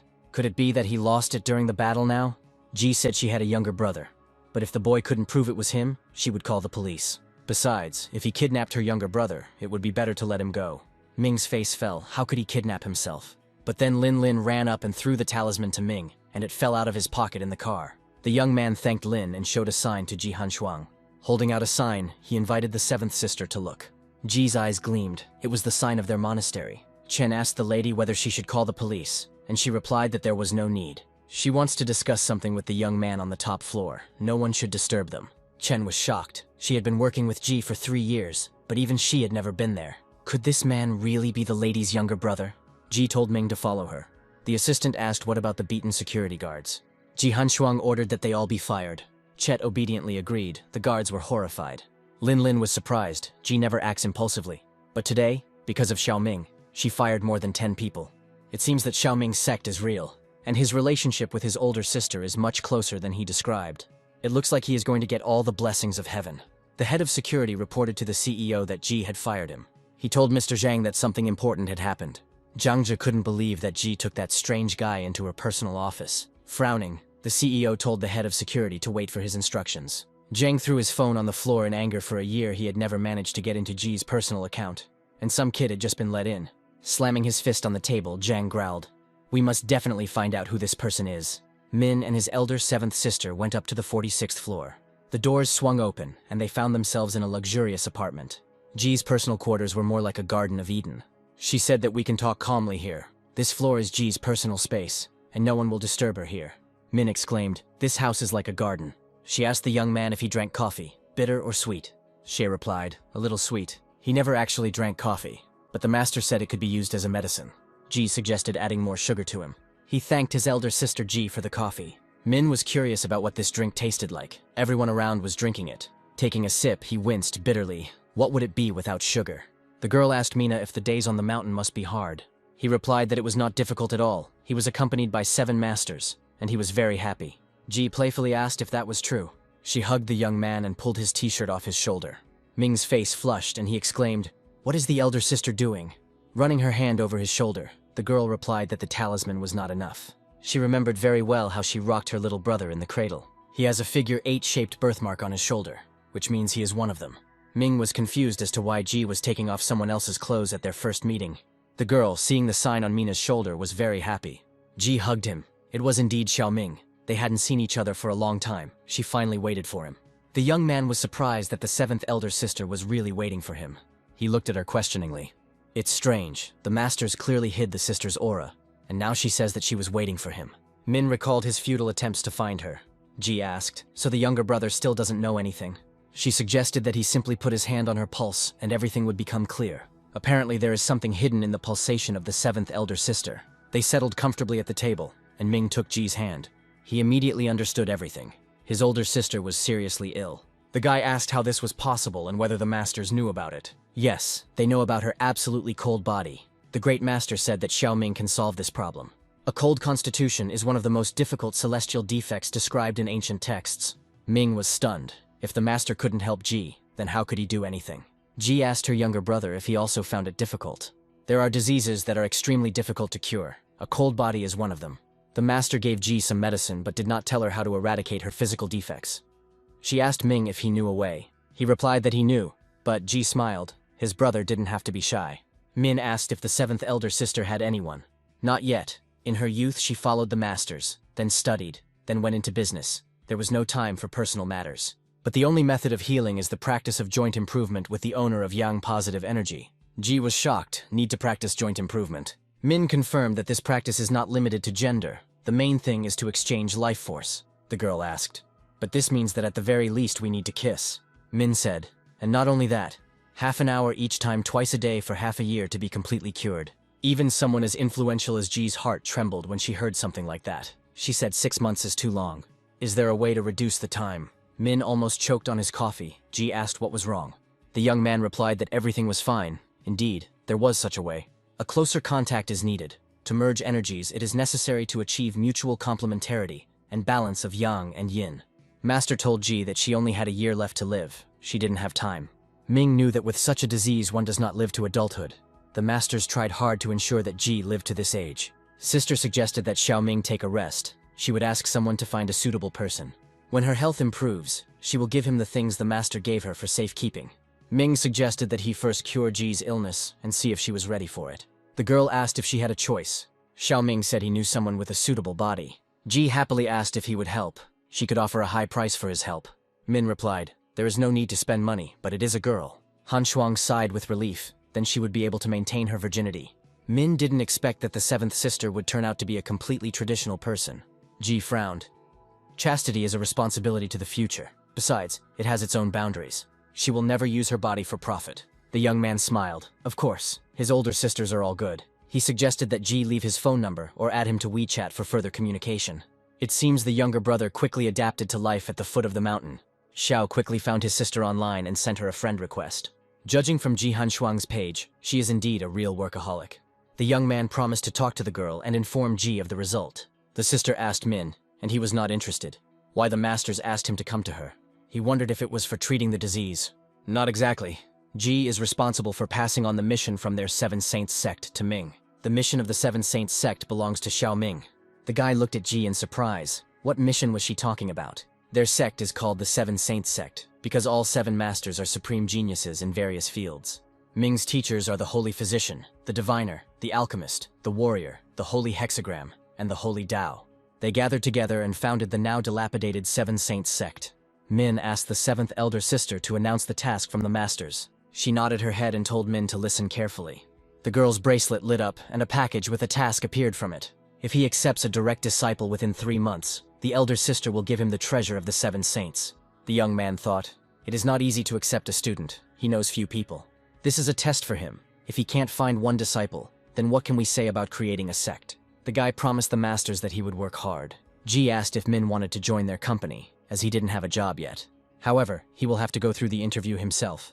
Min objected that if he stayed, people would start gossiping about his older sister. Neither Ji nor Ming liked this. At first, Ji thought that the masters would pamper her younger brother. But it seems he has grown up much better than she expected. The older sister decided to show at least some kind of reaction when she saw her younger brother. Xiao Ming heard his phone ring. He wondered who could be calling him. It was Ji Han Shuang who treated him by sending him 10,000 yuan. The guy jumped. So much money, you can buy so much food with it. Min decided to accept it. It was a gift from his older sister. Now we need to buy groceries and prepare a good table for Qin Yan. Her older sister really needs her help.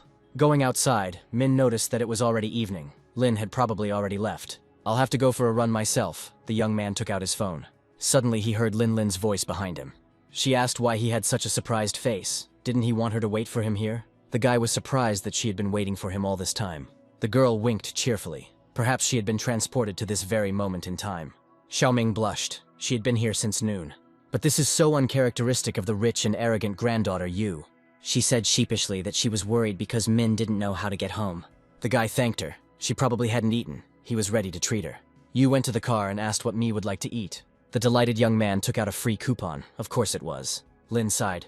Yes, there are guys who invite girls to eat this. But Lin, oddly enough, does not reject this at all. They got into the car and rushed to the address indicated on the ticket. The head of security reported to Zhang that the guy had left with some girl. The CEO ordered to follow them and try to kill him. The guard asked if his past didn't need to be investigated. Zhang chuckled. There was no need for that. There was no one here that his family wouldn't dare touch. Jai was incredibly angry. This guy dared to enter her personal account. If he goes into her house too, Zhangzhi will lose face. In anger, he threw the phone. He doesn't need used goods. Those who cross his path die in the ditches. Lin said that this is the main chicken shop in Jiangzhou. The young man was delighted today he would eat his fill of chicken. The visitors were greeted by a wonderful aroma, and Lin suggested that they go in order. The couple who entered the cafe were closely watched. The bandits opened the cafe door slightly and entered cautiously. The beaten guard pointed at Min and said, "This is the target." Taking out a knife, he warned that if they could, they should try to tie up the guy. The young secretary brought Zhang a new cell phone.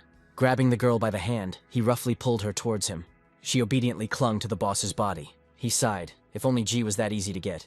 Zhang needed one favor, and offered the man to pay for his daughter's treatment for another 2 years. Zhang's interlocutor did not respond immediately. The secretary was surprised at who the gentleman was talking to, that he was so patient with him. Finally, the man replied that he didn't kill, but he could break, and Zhang was fine with that. She immediately sent a message. The CEO frowned. This worthless fellow dared to bargain with him. He took out his anger on the secretary by grabbing the girl by the throat. A little girl lay on a hospital bed wearing an oxygen mask. The child was seriously ill. In order to cure Yaya, her father did a lot of harmful things. He vowed to stop after he helped Zhang Ji. The phone beeped. A new message arrived. This was information from Zhang about the new target. A young man, almost a boy, was looking at the man from the screen. Xiaoming looked around the fast food cafe with interest. He was convinced that if you don't eat food, you're not human. Lin didn't expect there to be such a long line. She had never eaten cheap food before and was surprised that there were so many people there. The seller asked the buyer what he would like to order. The chubby guy replied that he wanted a medium chicken burger. The seller showed him 3 sizes of burgers and asked him which one he would choose. But the buyer was not satisfied with anything. He wanted the middle one of the 3. Min was stunned by the useless argument they were having. The salesman tried to convince the guy that they didn't have any other sizes. Finally, the guy showed with his hands what size burger he wanted. The seller explained that this was a very large burger. Xiaoming realized that this was just a conversation between 2 stupid people. In the end, the fat guy called the seller a fool and declared that he would not eat there anymore. The salesman asked Mina what he would like to order. The young man ordered 2 sets of extra large sizes. The guy behind the counter politely asked me to wait a little. Ming was delighted, but Lin didn't like it here. Soon their order appeared on Ming and Young Yu's table. The young man exclaimed, "The burger smells so delicious, crispy and aromatic." Lin advised her companion to eat more slowly. The bandits entered the cafe, posing as ordinary customers. The guard glanced sideways at the guy who had recently beaten him up. "The cafe is full of people. They can't do anything here." He ordered Min to be watched, waiting for an opportunity. Lin noticed the suspicious company and told the young man to look in that direction. Turning around, the guy immediately realized what kind of people they were, although they diligently portrayed themselves as carefree city dwellers. Min was puzzled as to what the guard he had taught a lesson today was doing here. Now Lin suggested that the young man look the other way. The picture he saw greatly surprised Xiaoming. A slender young man and a plump, rich woman stood near the counter. This fat woman seemed a little familiar to Min. A rich woman supports a young man, and this is where you can come across it. Lin noticed, this boy doesn't want to be here, it's all for money. Suddenly the burger fell out of the woman's full hands, and she began to cough. The guy worriedly asked his companion what was wrong with her. The boy's eyes sparkled. Everything was going as he planned. He watched as the woman writhed helplessly on the floor. The ant grabbed her throat and began to wheeze. The guy jumped up and shouted to the seller to call an ambulance. The frightened salesman replied that he was already calling. Lin saw that the woman's neck was swollen. She asked Ming if it was contagious. The young man reassured her, saying that it was poisoning. The girl almost jumped, which means the woman was poisoned. Min explained that the dark complexion was caused by a lack of oxygen, and the toxins should have already entered her bloodstream. The poisoner had been giving her this poison for quite some time, and it had been accumulating in her body. Lin was stunned, so it was murder. The man at the next table praised the young man. These were indeed symptoms of the poison's onset. Min asked the elder, "He is also a doctor." The man confirmed. He grinned. It had been a long time since anyone had called him elder. The seller asked if there were any doctors among the visitors. It seemed that a woman was dying. The aunt's young companion really wanted her to die. He used her fingerprints to forge property transfer documents. Now everything belongs to him. The doctor asked Mina if he wanted to come and have a look, and he said, of course. The doctor warned that he might not be able to help, and her relatives would blame him. The young man objected. The doctors are friendly. The master said that if you don't have the courage to save lives, then you don't deserve the title of doctor. The doctor repeated mentally, "Doctors are friendly." This is the first time he has been taught a lesson by a child. Getting up from the table, the doctor walked with the young man. The two of them approached the woman gasping for breath on the floor. Lin, looking at Ming, whispered, "There is something special about him." The young man leaned over his aunt, and the doctor asked how things were going. The woman still had breath, but Min was sure she wouldn't last more than 5 minutes. The young crook shouted at them not to touch his girlfriend. The man calmly replied that they were doctors. The guy didn't expect such a turn of events. Where would doctors come from? The doctor examined the dying woman's larynx. Xiaoming listened carefully to the woman's pulse. But her companion was sure that in any case, she was doomed to die today. Without instruments or medicine, doctors can only watch her die. An experienced doctor said that she needed urgent surgery, but it was probably already too late. The guy laughed in his mind. This is what he wanted. Suddenly, Min said that there was another way to save her. The doctor turned to the young man in bewilderment. "You need to burn the paper with the talisman and let her drink this water." Those present began to make a confused noise. The young man was probably joking. The poisoner was delighted, and now a scapegoat had been found. "Looks like this kid is a sheep sent here." He turned to Min, begging him to do everything possible to save his girlfriend. Xiao asked for a pen and paper. He began writing under the protection of the 5 thunder gods, to preserve one's life, and to bind the spirits and suppress evil. All living and dead follow the path of heaven, hastily, like a law. The poisoner was very amused by all this. When he drinks with his brothers, he will definitely tell about this funny episode. Only Lin was worried that Xiaoming was going to show off his abilities again. The doctor sighed. He had thought that this was a talented university student. Having finished writing, the young man asked for a glass of water and a lighter. He asked his aunt to hold on a little longer. Now he would save her. Xiaoming set fire to the talisman. He sent the falling ashes into a glass of water. After stirring it, he lifted the woman up and asked her to drink it. She was already barely breathing, but the young man carefully poured the drink into her. Gritting his teeth, the doctor muttered that it was all just nonsense. The poisoner was glad. There are surveillance cameras here. They will see how the kid is doing this nonsense. He was about to call the police when suddenly the woman woke up. She looked around in confusion and asked what had happened to her. Everyone present opened their mouths in amazement. The poisoner was taken aback. How was this possible? She had to die. The doctor couldn't believe his eyes. She really had come to her senses. The aunt's companion gritted his teeth. This child had really cured her. The doctor realized that he had greatly underestimated this young man and this world. Lin Lin thought dreamily, Xiaoming is so cool because he can do everything. You could say he can do everything except have a baby. The woman asked Mina if he seemed to have saved her, as she seemed to be choking on food. The young man replied that the aunt did not choke, but was poisoned. The woman was stunned. Could there really be poison in the food? The salesman exclaimed that Madam should not talk nonsense. Xiaoming explained to the woman that it wasn't about the burgers. She was poisoned by the guy she came here with. The poisoner clenched his teeth and looked at his aunt with fear. But she replied that it was impossible. He definitely wouldn't poison her. The guy exclaimed that it wasn't him. The kid wanted to set him up. Auntie advised Mina not to blame people unfairly. She thought there was something wrong with the food. The seller assured the lady that all food undergoes 3 checks and that all the products are fresh. The doctor from the first city hospital introduced himself and confirmed that what Min said was true. The woman was hounded for a long time. If she goes to the hospital, the truth will be revealed immediately. Just at that moment, an ambulance pulled up to the cafe. The doctors asked where the patient was, and the poisoner became scared. Turning to the guy, the woman asked if everything they were saying was true. The guy cursed. This skinny freak ruined his plans. He decided that it would be best to run away from here first. The woman, still weak after the poisoning, was sent to the hospital. Suddenly, applause broke out in the hall. Xiaoming looked around questioningly. The cafe's patrons complimented him and said he was very cool. The young man smiled shyly. The doctor said the young man's actions had opened his eyes to many things. Ming was convinced that traditional Chinese arts had existed for thousands of years, so there must be reasons for this. He very much hopes that in his generation, Chinese arts will be able to be revived. The doctor smiled. That would be great. He handed Xiaoming his business card in case the young man wanted to study modern medicine. A doctor may break the rules and accept him as a graduate student. The young man took the business card and thanked the doctor. The bandits were puzzled as to how this young man had suddenly become a hero. They doubted whether it was worth killing such a talented guy. The guard barked. They probably forgot who gives them money. Xiaoming returned to the table. Lin smiled, saying that he was a hero. The young man was upset. Did she really want to laugh at him too? But Lin wasn't about to laugh. He just saved a man. That was really cool. She even seems to admire Min. He really can do everything. It's so great. The delighted young man promised that if Lin wanted, he would teach her everything. The girl really wanted to learn a lot from Ming. She extended her little finger to him. The guy was confused. Was he really going to hold the girl's hand? He extended a trembling little finger, and she said with a smile that this was how they would seal their agreement. Their little fingers and thumbs joined together in a sign of an oath. Now in the future, Xiaoming must not forget Lin. Suddenly she saw that her phone was ringing. Lin picked up the phone. The girl's face reflected concern, and she briefly replied that she would be back soon.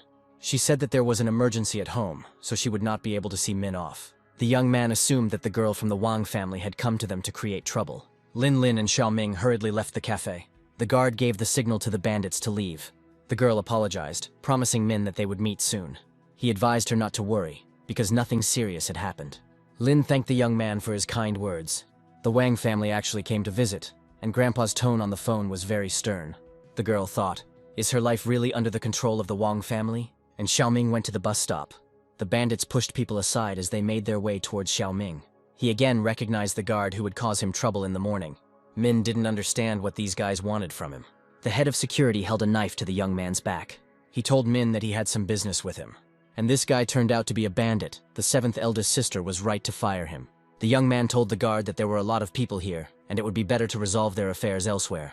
He growled at the boy to go into the alley and no tricks, otherwise he would go to the next world. At this time the bus arrived and the stop became empty. A car drove quietly up to the deserted place. The guard waved to the bandits to follow him.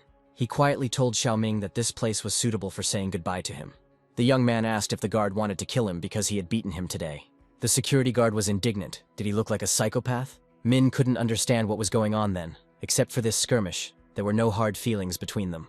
The guard asked who allowed the boy to touch Zhang's woman. Xiaoming couldn't figure out who this woman was. The head of security chuckled. Zhangji is only attracted to one woman, their CEO Jihan Shuang. The young man was shocked his older sister became a victim of a bully. The guard swung a knife at Xiaoming, exclaiming that this was because he was fired today. The young man deftly dodged, jumping to the side. He told the guard that he would not be able to use the knife. The guy jumped up and hit the guard on the head.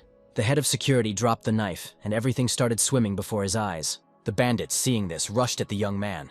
He noted that their movements were slow and full of flaws. Soon, the entire hooligan campaign lay on the ground. Xiaoming walked up to the guard and stepped on his sore spot. He asked who exactly had his eye on his sister. Howling in pain, the guard said, "Ji, a member of the Zhang family, one of the 10 richest families in Jiangzhou." Interestingly, the Zhang and Yu families are on the same level. The guard screamed that he was in pain. Xiaoming asked where he could find this guy. The former head of security was about to tell everything when he saw that help had arrived. Behind the young man stood a man with a pistol in his hands. He sternly told the guard to keep quiet. If he says a word, Ji will kill him. Min was surprised. This man appeared very quietly in just a few moments. The guard shouted at the man to shoot faster, but the man didn't shoot. He ordered the bandits to leave, and he would deal with this guy himself. But the beaten thugs with knives approached Min. Xiao was still in the crosshairs. He knew it was hard to avoid the bullet at this distance. The guard rushed at the young man, intending to stab him with a knife. Suddenly a bullet whistled past the guard's ear. The stunned bandit asked what his older brother was doing. He told the bandit not to make him repeat it. Get out of here. The frightened bandits tried to run away as quickly as possible. The young man was surprised that this guy didn't let him stab him. The stranger told Min that he would spare his life, but his legs could not be saved. Xiao decided to try fortune-telling on his life. He concentrated to catch his aura. The young man immediately understood what was happening. He saw a hospital room with complex equipment. The man's seriously ill daughter was lying on the bed. This is the most painful and obsessive thought in his life. Xiaoming felt a knife near his heart. He asked the man if he did this, would his daughter be happy? The man shuddered. How did the boy know about his daughter? Min noticed. The man was stunned. This is a chance. The guy instantly knocked the pistol out of the fighter's hands, but he made a quick lunge. Xiaoming cursed as he felt the knife in his groin area. He quickly jumped back, avoiding the blow. The young man indignantly asked the man where he was aiming, but he silently and methodically advanced on the guy. Min noticed that this man was noticeably different from the bandits. His movements were quick and precise. The guy tried to knock the weapon out of his opponent's hands. The man managed to hit the young man in the face.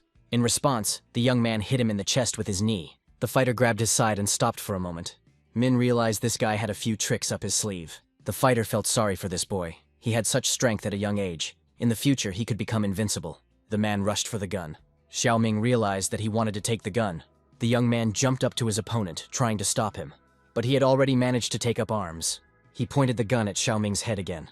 The guy instantly jumped up to him and grabbed the hand with the gun. Having hit his opponent in the chest, the young man tried to hold on to the pistol. But the gun was just a decoy. The fighter was going to hit Min in the stomach so that he couldn't resist. The young man shouted that he knew his daughter was in the hospital. He was a doctor and could save her. The man winced when he heard the boy's words. If Min understood correctly, his daughter was suffering from a serious, complex illness, and he could do nothing about it. The man asked the young man how he knew this. She said he knew some Chinese medicine and could try to save the girl. But the fighter exclaimed that all Chinese medicine doctors were liars. Does the boy really think that he didn't take her to such doctors? Xiaoming knew that there were many people who tried to deceive others using obscure arts. But didn't the man just ask Mina how he knew about his sick daughter? The young man learned this information through fortune-telling. The man was surprised how this was possible. He asked the guy to tell him where his wife was now, then he would believe him.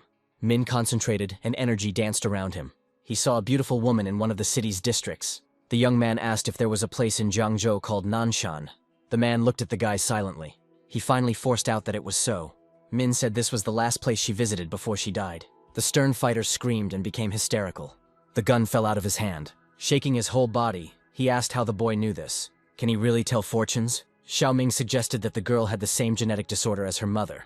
The man clenched his fist, and the young man was right about that. He lowered his head and asked to save his daughter. Memories of how happy they once were came to mind, and now the girl can no longer get out of her hospital bed. Xiaoming was confident that he could cure the girl. However, he has conditions. The fighter asked how much money the guy wanted, but Ming didn't need money. He was interested in information about Zhang Zhi and why he wanted to kill him. The man replied that Ji had helped him, and he could not be ungrateful. The young man wondered if his morals were more important than his daughter's life. But without Zhang's money, the girl would not be alive. The fighter said he could not betray him. Xi smiled. This was truly a caring and righteous person in front of him. Min decided not to force him any further and offered to take him to the sick girl. The child was admitted to the Jiangzhou First City Hospital. Soon they found themselves next to the girl's room. Xiaoming realized that she was already on the verge of death. Looking at his daughter, the man asked again to help her. First, the young man decided to check the pulse. He took the girl's weak hand. After listening to the pulse, the guy concluded that it was a bloody plague. The man asked if she could be cured. The young man answered thoughtfully, "There is a way out, of course, but The fighter asked what was the matter. The treatment method involves administering a strong drug, but the girl is so weak that she may not be able to bear it. The man asked, "So what should we do?" The young man asked to give him a little time. "We need to find a way to cure the disease without damaging the body." The fighter was shaking as he looked at the dying child. Xiaoming asked the man not to torment himself. Next time he would come and cure her. After leaving the hospital, the young man went home. This was the first time that it was not possible to use what the masters taught for treatment. One day, the master told him that in Chinese medicine, each person is given his own treatment. Suddenly, Min heard a strange conversation. Someone was tying someone up. Someone demanded to be more gentle. The young man thought he had heard this voice somewhere. He carefully peered around the corner. The guy exclaimed that all this needed to be done and demanded a phone. It seems like these are the people from the cafe, but why are they here? Xiaoming decided that he needed to take a look at them. The young man grabbed hold of the stone fence. He pulled himself up and found himself on the balcony parapet. Jumping from balcony to balcony, he reached the roof. If the masters find out that he climbed the wall to eavesdrop, they will laugh at him. The poisoner from the cafe asked the woman. She had already abandoned her daughter. Would she really come? The tied-up aunt confirmed that she would come, because her mother was in trouble. This campaign seems to be up to no good. And then everyone heard the girl demand that the guy let the woman go. Xiaoming was stunned. Qin Yan threatened that otherwise she would call the police. And then it dawned on Ming that this aunt was Qin Yan's mother.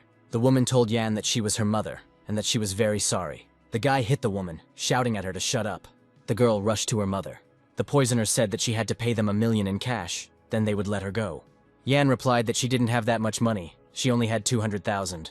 The guy laughed. She was offering him only 20%. Even if he agrees, his brothers will not agree. Qin Yan suggested giving it in parts, but they had to let her mother go first. The guy asked if she probably thought he was a fool. If he lets her mother go, Yan will call the police and they will get into trouble. The girl didn't understand what this guy wanted from her. Yan is so beautiful. If she stays with them, she can count on a discount. Qin Yan pushed the guy away and shouted, "This won't happen." The woman asked her daughter to simply obey. After all, her mother is in such a state, and she doesn't want to help her. One of the bandits reported that he had blocked the road. Now Yan would not be able to escape. The girl was terrified. She was trapped. One of the bandits told the aunt to pick up the slack. There was no need to play anymore. Yan was horrified. What did this mean? Could it be that her mother had lied to her? The aunt clung to her young lover, asking if he loved her. He answered, of course, if not her, then whom does he love? Qin Yan watched in horror as she was surrounded by bandits. She didn't understand how this could happen. Yan asked her mother how she could do this to her. Xiaoming wondered if Qin Yan's mother was completely brainless. The trembling girl clenched her fists, preparing to fight back. She screamed at them not to come near her. She was calling the police, but one of the bandits snatched the phone from the girl. Yan didn't know what to do as the strong guys got closer and closer. The woman asked her daughter not to blame her mother for cruelty. Maybe she had found her love. The poisoner ordered Yan's capture. The thugs reached out their hands to the trembling girl. Qin Yan screamed piercingly in fear. Xiaoming couldn't look at it anymore and jumped down. He immediately beat up the hooligans who approached the girl. Min noticed how good it was that he was passing by. Otherwise, Yan might have gotten into trouble. A frightened Qin Yan couldn't believe that her tenant was here. The poisoner exclaimed irritably, "This kid again." A knife flashed in the guy's hand. He had long wanted to settle scores with Min.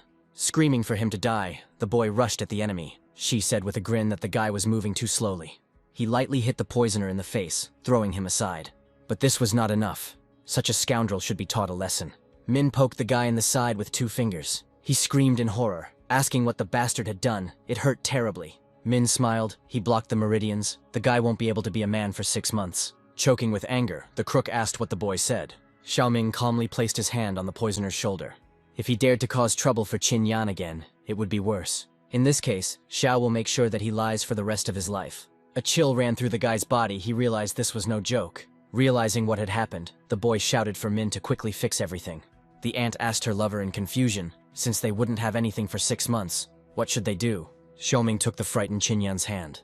He told the girl that they had to go. There was nothing to do here. Suddenly, Yan's mother fell to her knees. She begged her daughter to ask Min to heal her beloved. She cannot live without him.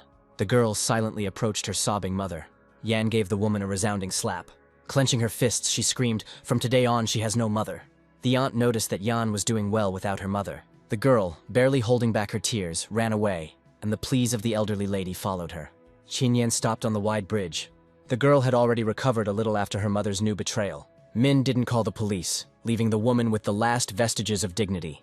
Yan thanked him. There were tears in the girl's eyes. Her mother abandoned her as a child, and the girl thought she would never be sad about it again. But in reality, she always missed her relatives. Qin Yan turned her back to the bridge railing and smiled strangely. She said that she didn't need it anymore now. Suddenly, Min saw the girl throwing herself from the bridge into the water. As she fell, she cried out that she didn't need anything else. The young man tried to catch her, but didn't make it. The waves closed over Qin Yan, and she slowly sank to the bottom. Ming grumbled that the next time Yan wanted to drown himself, he should undress first so he wouldn't have to wash his clothes. The guy carried her onto his back and carried the girl home. Her whole body was shaking. She quietly asked why Min saved her. If he had said he saved her so she could help his sister, she probably would have beaten him to death. Finally, they returned home. After getting out of the shower, Ming asked Yan not to do anything stupid again. There is nothing more important than loving yourself. Yan must learn this. The girl was haunted by one obsession. She asked the young man if she could be his. Suddenly, Xiao's phone rang. He was surprised who was calling him so late. Qin Yan frowned as they were interrupted again. The young man asked who it was, and the older sister replied that it was her. Xiaoming was delighted, but Yan's face darkened. It was a woman's voice. Ji wondered if he had talked to his neighbor with physiology, Ruyan. Yan was surprised. It seemed like they were talking about her. The young man cited poor connection and hurried to his room. Raising such topics at such a time is like using someone else's grief for your own benefit. Yan asked what Ruyan's physiology was. Min listened to his sister and replied that he understood everything. Ji realized that it seemed like her brother had some problems. Returning from the hall, the young man apologized to the girl for keeping her waiting. Yan said that everything was fine. If there was anything she could do to help, he should just tell her. The guy said that his sister had a congenital disease, and Yan could help her recover. True, for this one needs to practice double cultivation. If Yan refuses, he will understand everything. Unexpectedly, the girl replied that she was ready to help. She really wants to help Mina's sister. Yan noticed that she had such a pleasant voice. She must be a beauty. Xiaoming thanked his neighbor from the bottom of his heart for her kindness. However, Yan has one condition. The young man replied that he was ready to do everything in his power. In that case, he should sleep with Yan tonight. Xiaoming's jaw dropped in surprise. It was already night, and they moved to the girl's bedroom. The young man couldn't sleep, so here's a request. Yan carefully stroked his tense, strong body. She quietly climbed onto the large toy that lay between her and Min. Sliding off the large duck, she bumped into the young man's shoulder. A delicate, thin hand slid across Xiaoming's chest. A slender leg lay on the guy's body below the waist. He cursed silently. She was too close. Ji Hanshua finally reached her home. She sighed heavily. Today had been a difficult day. The girl didn't know what was happening to her younger brother. Ji sat down in a comfortable chair and thought. However, if we are talking specifically about him, then everything should be fine. She needed to take medicine to energize her body. Ji was still in the monastery when the masters worked on Ming. They immediately realized how unusual this child was. The great masters thanked God that this boy came to them. After all, Xiaoming is endowed with the amazing energy of the Son of Heaven. It took the participation of all 7 masters to seal 90% of this energy. Ji sighed, the cold already beginning to grip her body. She spent many years searching for people with Ruyan's physiology. And the younger brother, just after descending from the mountain, accidentally met such a person. The girl swallowed the pill. She knew it was Mina's fate. If the seal on him is removed, what the master said might happen. He will die from heavenly energy. When he grows up, perhaps he will be able to integrate his luck. After Yan cuddled up to Ming, she slept peacefully all night. But his energy was blocked, his limbs were numb, and his hand didn't seem to belong to him. Min poked his hand. He really didn't feel anything. And then it dawned on him. Yai could be cured with strong medicine, but her body was too weak. But if the flow of blood and qi in the heart meridians is temporarily stopped, the body will recover first, and then the meridians will be restored. Why didn't he think of such a simple method before? Yan, rubbing her eyes, asked what happened. The contented young man thanked Yan for lying on his arm all night. He said that he had urgent business and needed to leave. Qin Yan didn't understand anything, so she thanked her for that. Early in the morning, the people on the street were mostly joggers. Min told Yai's father that he had figured out how to cure his daughter, telling him to wait for him at the hospital. The man replied that it was wonderful. The young man rushed forward, knocking down 2 runners. Flying like the wind, he apologized to the girls as he ran. This method will definitely cure Yai. Then her father, Qi Yue, will become a powerful assistant to Ming. The young man really wanted Qi Yue to become the guardian of their sect. Inspired by the idea, Min flew to the hospital at hurricane speed. He was sure that he had taken the first step towards creating a sect. Qi Yue was surprised how the guy got to the hospital so quickly. The young man simply replied that he had run 20 kilometers. The man was shocked that he could run so far. Xiaoming took the girl's hand to check her pulse. For some reason, Yaya's pulse became even weaker than yesterday. Without treatment, he won't be able to survive until the evening. She was horrified. How could this happen? Ming sent Kiak to the attending physician. An operating room was urgently needed. The young man would perform the operation himself. Soon Yai's attending physician, Dr. Lin Yong, appeared. He asked who this young man was, as a stranger could not use their operating room. The boy explained that Yai would not survive without surgery and asked to be given the opportunity to cure her. Lin asked Min for a medical license and promised to apply. Qiyu screamed that his daughter would not survive the night. Lin Yang suggested that Yue talk to the head doctor himself. Leaning towards Qi Yue, the doctor said that he already knew that he had done a poor job of fulfilling Ji's assignment. Perhaps Yue forgot that without Ji's help, his daughter would have died long ago. Unexpectedly, Lin Yun received a strong blow to the jaw. Min shouted, "Such a person is not worthy of being a doctor." Dr. Lin flew out of the room into the corridor like a cork. He yelled at Xiaoming that he was going to call the police. A colleague asked Lin Yang what he was doing. The head doctor is inspecting the wards, and he's lying here in the corridor. Dr. Lin contacted the chief physician, saying that he had been attacked by the patient's relatives. This was not the first such case in the hospital. The head physician asked which of the family members hit the doctor. Xiaoming smiled. He met Xu Minyu again. The doctors hissed at the young man, asking how he could address a famous surgeon like that. Lin Yang was sure that the boy was digging his own grave. Seeing Min, the head doctor smiled. The younger brother probably came here to study. Everyone was amazed why the head doctor wasn't angry at the young man. But Xiaoming answered negatively. There are doctors in this hospital, but there is no medical ethics. He does not want to become that kind of person. Lin stated that this guy was pretending to be a doctor and wanted to go to the operating room, but did not show any documents. Xu Minyu asked Ming what was going on. The guy replied that if help is not provided, this child will die. Does it really matter whether Xiaoming has documents or not? The head physician looked silently at the amazing young man. Lin Yang called Ming a liar and demanded that he leave, threatening to call the police. But Xu Minyu ordered that the operating room be prepared immediately. Xiaoming will be the surgeon, and he, Xu Minyu, will be his assistant. The doctors couldn't believe their ears. Colleagues asked who would be held responsible if something happened. The head physician firmly replied that he would take responsibility. A red light was burning above the entrance to the operating room, and operation was in progress. The doctors said it was all just madness. Lin did his best to stir up the tension, saying that if anyone found out about this, they would be laughed at. The head physician came out of the operating room. Everyone was asking how the child was, but the boy apparently couldn't cope. The head doctor did everything he could. His continued presence only distracted Xiaoming, and then the chief physician's eyes flashed angrily. Dobutamine was found in the girl's blood. It seems Lin Yang wanted to kill her. Dr. Lin muttered an unintelligible excuse. Qiyu grabbed the doctor by the chest and shook him. He muttered that he did it on Zhang Ji's instructions. The girl's father punched the killer doctor in the face. Lin Yun fell to the floor with a thud from the blow he received. The head doctor watched this scene in silence. Finally, he told Lin Yang that he was fired. Dr. Lin begged his boss not to do it. But Xu Minyu was adamant it was people like Lin who ruined the reputation of doctors. Lin admitted that he was blinded by money. He was wrong, and asked to give him another chance. Falling to his knees, he begged the head physician to spare him. Xu Minyu ordered Lin to be taken away. The employees rushed to carry out the order. Lin Yun was lifted from the floor and led away. Qiyu asked what about his daughter. How is she? Xu smiled. Xiaoming is definitely a very good doctor, so there is no need to worry. The light above the operating room went out. The operation was over. The doctors were amazed. Less than an hour passed. It's amazing. And then everyone heard Ming's voice. He said that everything turned out not to be so difficult. All you need to do next is rest and recuperate. The anesthesiologist said that Dr. Xiaoming's method is unique. This is the most talented doctor he has seen in all his years of work. The young man was embarrassed. The doctor was exaggerating. Qiyu leaned over to his daughter. She looked much better. Ming asked not to wake her. She was still very weak. Min handed the girl's father a prescription for the medicine. The former Special Forces soldier's eyes were filled with tears of gratitude. He fell on his knees before the young man and swore to carry out any of his orders. The embarrassed boy asked Qi to get up quickly. The head doctor asked Xiaoming to come to his office.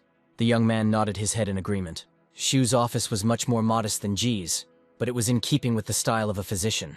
The doctor apologized for the modest dishes, but the tea turned out to be very aromatic and of high quality. Xu Minyu got straight to the point. He said that he wanted to accept Xiaoming as a disciple, and asked if he agreed.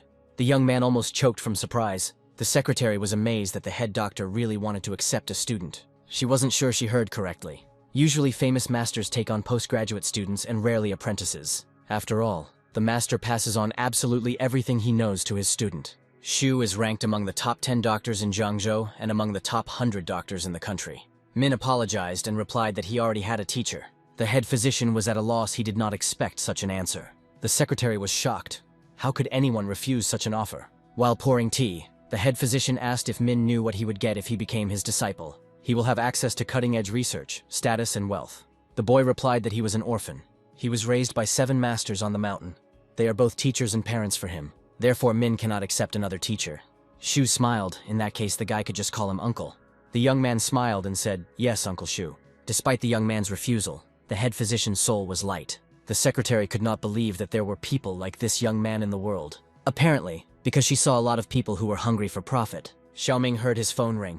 A message came from the seventh eldest sister. The young man asked where CG's warehouse was. Shu was surprised.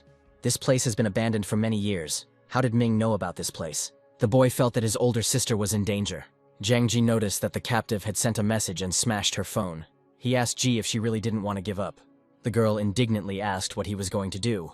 He took her by the chin and looked greedily into her beautiful face. Ji has been working in the company for a year, but Ji doesn't want to see him at all. She even dares to flirt with other men.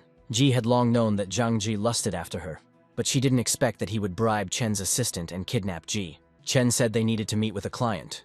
By the time Ji Hanshuang realized what was happening, it was already too late. Near the warehouse, her car was surrounded by thugs with bats. The girl realized that she was trapped. Ji asked her assistant what she was doing. After apologizing, Chen said that Jiang Ji forced her to do it. Hanshuang lowered her head. She was careless. It remained to be hoped that Min would understand the meaning of her message. Ji sent guards to stand guard outside and began to undress. But first he decided to inject Ji with a drug. The girl suggested that he leave, then she would not go to the police. But he just laughed. She forgot about the influence of the Zhang family. Even if he kills Ji, nothing will happen to him. The girl asked if he had killed anyone before. She replied that the man he killed was buried behind this warehouse. She probably remembers the company's previous vice president. The girl was terrified, Uncle Gong, and everyone thought that he had left. Ji laughed. How else could he have taken this position? Jai shouted at Ji to stay away from her, and he laughingly suggested that she stop resisting. The girl's eyes widened in horror, but not that. Jiang Ji quickly stabbed the syringe containing the drug into Ji's neck. Suddenly, Ji heard someone shout at him to stop. He dropped the syringe in surprise. Where did the strangers come from? The furious vice president turned around to see what was going on. Xiaoming sternly demanded that Ji let her go. The guy was holding one of Jiang's guards by the scruff of the neck. Han Shuang happily greeted her brother. The shaking, beaten guard told Ji that this kid had killed everyone. Jiang Ji recognized him. This is the same guy. He asked how Ming dared to interfere with him, and ordered that this impudent man be killed. Anger flashed in the young man's eyes and he rushed forward. Before Ji's thugs could even gasp, Ming already had them by the throat. The guards were unable to resist. By pressing the right points, the young man threw the last of Zhang's guards to the floor. The vice president shook with fear, wondering how this was possible. He stepped back in horror, confusedly asking where everyone was, why no one was protecting him. Xiaoming calmly told Jiang Ji to stop shouting. He took care of his younger ones, so no one will come to help. The shaking Ji couldn't believe that someone dared to touch him. After all, he was from the Zhang family. Ming's eyes flashed. He hit his sister's offender in the face. Yes, he dared to touch Ji. Zhang waved his arms helplessly and fell on his back. The young man jumped up to him and began to strike him blow after blow. While beating the impudent man, Min asked how he dared to touch his older sister. Zhang's face was swollen and blue, and he begged for his life. Suddenly, Ming heard Ji's weak voice calling him. Turning around, he asked the seventh eldest sister what happened. Ji lay on the ground, shaking, and whispered that she was poisoned. Approaching the girl, Min first untied her hands. He helped her up. Ji could barely stand on her feet. Jiang Ji must have injected her with a lot of drugs, Han Shuang asked. Perhaps the master taught Ming a method to treat such poisoning. The young man placed his finger on Ji's pulse, and a bluish energy swirled around him. He knew for sure that the first thing to do was to let the blood out to get rid of the poison. Han Shuang was amazed. This is energy. Ming even learned this. He really has a great talent. He asked his sister to be patient. It would hurt a little. Almost passing out from the drugs, Ji whispered that she would endure it. And then, behind Xiaoming, the beaten Jiang Ji rose from the ground. The bolt of his pistol clicked. He shouted that the boy would die for humiliating him and pulled the trigger. Turning around, Min asked if Ji was apparently looking for death. He instantly threw a clot of energy at the man. A sharp pain shot through Zhang's right arm, as if he had been struck by an electric shock. The pistol fell out of the vice president's hand, and his arm stopped responding. Zhai started shaking again and stutteringly asked what the boy had done to him. The hand is no longer under his control. What happened to it? Min calmly replied that he had simply cut his meridians. Ji felt energy leaking out of his body through the wound. If the arm is not restored within 2 days, it will be useless. Grabbing his hand, Z started to run. He needed to find his brother and father. There must be someone in their family who can help Z connect his meridians. Ji told her brother that this scoundrel was going to run away. Min smiled. He won't run far. Jiang Ji really hoped to first return home and then take revenge on those dogs who had humiliated him. And then suddenly Ji's face met with another fist. From the blow he received, he fell at the feet of a tall, strong man. She indignantly asked who he was and why he was hitting him in the face. Kayao told Ji that they hadn't seen each other for a long time. Jiang exclaimed, "Yue can't be so ungrateful. Without him, Ji, his daughter would have died long ago." The Special Forces soldier hit Zhang again, saying that he had just come to thank him. Han Shuang asked Ming who the man was. The young man smiled. This was the future guardian of their Seven Saints sect. The first step in creating a cult is to find a guard who knows how to fight, Ji asked with a smile. What about the students? Ming was embarrassed. He is working on it. Yue turned to Ming, holding the beaten Ji in one hand and Chen's assistant in the other. The shaking scoundrel no longer looked like the arrogant vice president of the company. Qiyu said that the woman was outside and acting suspiciously, so he grabbed her. Seeing Ji Han Shuang, Chen trembled. She told the lady that she was forced to do it. Chen, with tears in her eyes, begged for forgiveness this time. Ji wanted to know why her assistant did this. Chen's sister disappeared 6 months ago. Ji said that he had information about her, but he was only willing to tell if Chen helped him. Moreover, he promised that he would not harm Ji, and the girl swore that she did not know about his plans. Ji laughed. After he played with Sister Chen, she became pregnant, he offered her money, but she wanted to marry him. How could he waste his life on a woman he had already had enough of? There was construction going on at his house, and he took advantage of it. Chen's eyes widened in horror. That's how he killed her sister. Ji said that although he was a scumbag, he hated traitors like Chen. The girl grabbed his hair and screamed that she would avenge her sister. Han Shuang whispered. What a farce. She didn't want to stay here anymore. The young man told Qi that he would leave the rest to him and would take his older sister away. Yue smiled. Ming needn't worry. A few days later, Ji's elder brother placed a newspaper in front of their father containing information about Zhang Ji's crimes. The head of the family replied that what Ji had done this time was very serious. The eldest son felt that they could not protect Ji in such a situation. But Zhang Zhenhua angrily slammed his fist on the table. He ordered his eldest son to find the man who had harmed his brother. Elder Zhang wanted that man to pay for it. Tian handed his father a photograph of the wound on Zhang Ji's body. His meridians were cut. The precision of the technique is impressive. The head of the family frowned. So this man was a master of Chinese martial arts. But why would he get involved with Ji? Maybe he's here for the Zhang family. Tian agreed. Judging by the current situation, this is true. For a martial artist, this is just a stepping stone. He shows his superiority to the rich family. Tian knows all 3 martial artists in Jiangzhou. None of them can achieve such precise techniques. This man is not only good at martial arts, but also has medical skills. The head of the Zhang family jumped out of his chair. He said that if we have to fight, we must fight to the end. Tian must find all the experts they can invite at any cost. The water of the fountain merrily gurgled into the courtyard of the luxurious mansion. The guards greeted Xiaoming and Qinyan politely. The girl looked around in surprise. This was a very prestigious area. Min was sure that this was exactly the address his sister had given him. He invited Yan to go inside. But as soon as they crossed the border, an intruder alarm went off. The security guard asked the guest to undergo facial authentication. Xiaoming said he was here to find someone.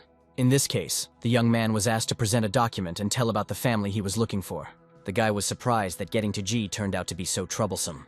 This is an elite village. Mina's older sister turned out to be difficult. Yan was a little confused. If Min doesn't want to show his documents, he must leave this place. The guard said this politely but insistently. And suddenly Han Shuang, she demanded to let them in.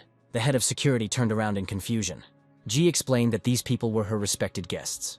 The guard was stunned. These poor people, it turns out, were the lady's honored guests. He immediately ordered that the gates be opened as quickly as possible. Xin Yan noticed that elder sister Ming was very domineering. The young man smiled. She really has such a character, but she is a very good person. Turning to Yan Ji, she asked. Apparently, this was her younger brother's neighbor. Qin Yan was at a loss. Ji looked at the girl. She had been looking for such a person for so long, but she had not found one. Perhaps this was how Ming's luck manifested itself. She came closer to the girl. Taking Yan's hand, Ji thanked her for her kindness. Ji was very grateful to Yan for being willing to help her. Yan looked questioningly at the rich, beautiful lady. Min thought there was something strange about this scene. The young man taught Yan the treatment method and said that now it was up to her. The girl was very embarrassed, but this is exactly how it should be. Ji sighed and explained that she had no choice, otherwise she would die. She ran her hand over Yan's beautiful face and said that they would succeed. The main thing is to take the first step. Ji said that her orientation was not same-sex, so Yan had nothing to worry about. Neighbor Mina whispered, "Okay then." Ji approached the guest's lips. The guy blushed and decided he'd better get out of here. The girls merged into a long kiss. Min felt that progress was going very well. His sister's cold body was being neutralized by Ruyan's body. With regular treatments, Ji will recover, and then he needs to complete his task as quickly as possible. The young man plunged into meditation. He needed to find his first disciple. He used divination, but what Min saw shocked him. In front of him was Yu Ling Ling, who was blocking the blade. She might be his first student, but he didn't see her as such. At this time, Ji came out of the room. Today's treatment was finished. Sister said that Yan will stay at her house today. Min wondered if they were sleeping together now, if they were progressing too quickly. And then Yan jumped out of the room and suggested that Ji wash together. The young man grabbed his head. What the hell is this? It was late evening, and it was already dark outside.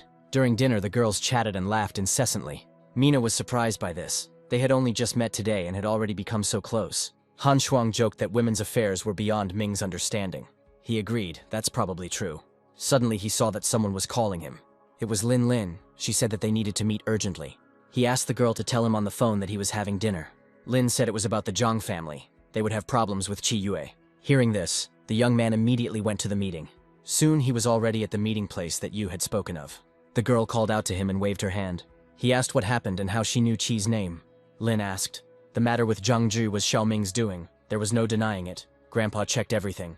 The guy completely forgot about video surveillance. Grandfather asked to destroy the recordings. But perhaps there are copies, everything is visible on the recording.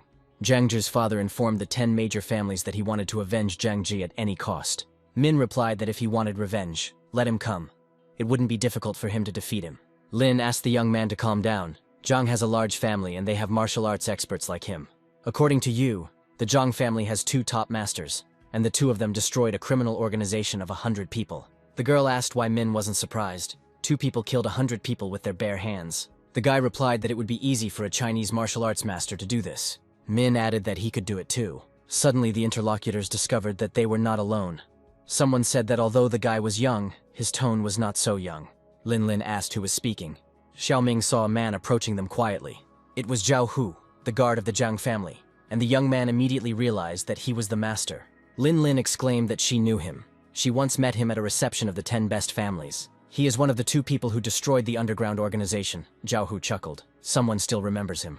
Ming asked, is Hu here to avenge Zhang Zhi? Zhao Hu frowned. What if that was the case? He pushed off the ground and rushed towards the young man. Lin Lin jumped to the side. Taking a swing at Ming, Hu said that the boy had reduced Zhang Zhi to a pathetic state. The young man blocked the blow and responded. This was a well-deserved punishment for Ji. But the master growled that the young man had no right to interfere and punish. Zhao struck blow after blow, but could not harm Ming. Even the ground cracked under the blows of the masters. Min said that it was the neglect of his elders that caused Ji to become what he became. But Hu exclaimed that the boy was talking nonsense. Seizing the opportunity, Ming pressed one of the points on Zhao Hu's hand. The young man fought off the attacks quite calmly. Lin Lin's hands were shaking, she didn't know what to do. The fight between the 2 masters continued. The girl was desperate, she really couldn't help Min. He is fighting a powerful enemy, and she can only stand and watch. But the young man is strong, he is not inferior to the famous master. They sparred again and again. Blue heavenly energy swirled around Ming, and fiery energy swirled around Hu. Xiaoming realized that he had met a worthy opponent, and today was just a warm-up. Zhao Hu was surprised he hadn't met such fighters for a long time. For several minutes of fighting, Hu was unable to inflict any damage on him. The master realized that this guy was strong and he was able to make his hands go numb. Min told the elder that there would be a trial to resolve the issue with Zhang Zhi. If they want to blame everything on Ming, then he will defend himself without looking back. Zhao Hu didn't answer. He found out what he wanted. He said, that's all for today. Let's see what happens next. Lin Lin asked. They finished fighting. The young man explained that Hu was here to test Ming's strength. His arm should now be sore and numb from the blow. The girl was surprised that Min was stronger than him. The young man replied that he could now be slightly ahead of him. The girl didn't understand what it meant now. Min heard that someone had sent him a message on WeChat. This is Qi Yue and his daughter. She finally woke up. He showed the girl a video from the hospital. The girl touchingly thanked Mina for saving her. Qi added that Ming's medical skills were simply superb. Suddenly someone grabbed the girl. Lin Lin asked in confusion what happened. The young man then received another message with a video. Yu excitedly asked to turn it on. Zhang Tianji's brother spoke to Xiaoming. He demanded that the young man come to his mansion on Mount Chuan in 3 days. Otherwise, he would never see the 2 of them again. It's the Zhang family again, so that person came to distract attention. Lin Lin warned that Mount Chuan was far from the city, and they wanted to kill Ming there. But Ming had to go. Qi Yue was his friend, and his daughter was a patient. The guy couldn't leave them. Young Yu invited the young man to go with her to visit his grandfather. Does Lin really want Mr. Yu to help? Is he willing? Lin replied. Ming's medicine saved the Yu family's children. Grandpa must agree. The guy already knew that Lin would become his student in the future. Perhaps today's events were somehow connected with this. Min agreed to meet Grandfather Yu and suggested that they go immediately. Soon they arrived at the Yu family home. Looking around, the guy was surprised. This house looked like a palace. A few minutes later, the head of the Yu family entered the room with his beloved granddaughter. He said that little friend Xiaoming got into big trouble this time. The fate of the Jiang family is different from that of the Yu family. Jiang from the world of crime and cruelty, Ming turned against Ji. This is the beginning of an endless feud. The young man asked if it would be difficult even for Grandfather Yu. The Yu family is also one of the 10 great families, so why does Grandpa Yu say such things? The head of the Yu family said that besides the two families, no one dared to oppose them. Ming was kind to them, and they should help him. However, the great families are interconnected, so they can help Ming secretly and not interfere directly. Lin Lin was indignant because Xiaoming saved their entire family. The Yu family will not give Ming their craftsman, but after the issue with Ji is resolved, the Jiang family's property should go to the Yu family. The girl almost cried from indignation. How is this possible? But Ming thanked Grandfather Yu for his kindness and suggested that he think about what to do with the Jiang family. Lin Lin couldn't stop being surprised by Xiaoming. The young man sighed with relief as he got into the car. They had finally finished their discussion. The plan had turned out to be very good, but Lin was sure that her grandfather's conditions were excessive. Yu was simply providing assistance, but wanted to get all the spoils. Min replied that as long as his friends were in danger, other things didn't matter. In addition, Ming has a connection with Lin, his future student. And in the invented plan, Yu Lin Lin is a key figure. The girl smiled. It seemed that Min was quite calm about her grandfather's conditions. She asked permission to take him home. Soon the car pulled up to Mina's modest home. Waving his hand to the girl, the young man went into the entrance of the house. Lin Lin called out to him. The girl said that he could always rely on her. Xiaoming smiled and thanked young Yu. Turning around, he walked into the house. Lin Lin didn't understand what was wrong with her, because Xiaoming was just an outsider. Maybe it's because she's never met anyone as interesting as him. 3 days passed in preparation for the visit to the criminal clan. On the appointed day, Xiaoming went to Jiang's mountain villa. The Jiang family's guards were playing cards out of boredom. Jiang Tian entered the security room. He ordered the door to be opened. The guards obediently rushed to the metal gates. Elder brother Zi went inside. There sat Qi Yue beaten and chained. There were injection marks on the Special Forces soldier's muscular body. They doused him with water and demanded that he get up. Jiang Tian chuckled. The prisoner was not dead yet. Qi roared, calling Jiang Tian a beast. The man asked where his daughter was and what they had done to her. Tian laughed. Qi is now just a lost dog. What's the point of shouting? No one will help him here anyway. And his daughter feels very good in Tian's arms. He took a few photos especially. Jiang showed Qi the screen of his phone. The girl, wearing hospital pajamas, sat on the stone floor with the dogs and cried. Qi Yue yelled that Tian was a beast, and he would definitely kill him. The chain mount cracked due to the powerful impact. Tian ordered that the prisoner be given an injection immediately. 2 syringes were stuck into Qi's powerful chest. The prisoner's body shook, and everything swam before his eyes. Tian smiled. If Xiaoming doesn't show up today, then Qi and his daughter will be reunited underground. A message arrived on Tian's phone. Elder brother Ji was surprised. Xiaoming was already here. Smiling, he ordered the guards to greet the young man. Qiyu realized that Xiaoming had come to save them. Several security guards came out to meet the young man. He called out loudly to Jiang Tian.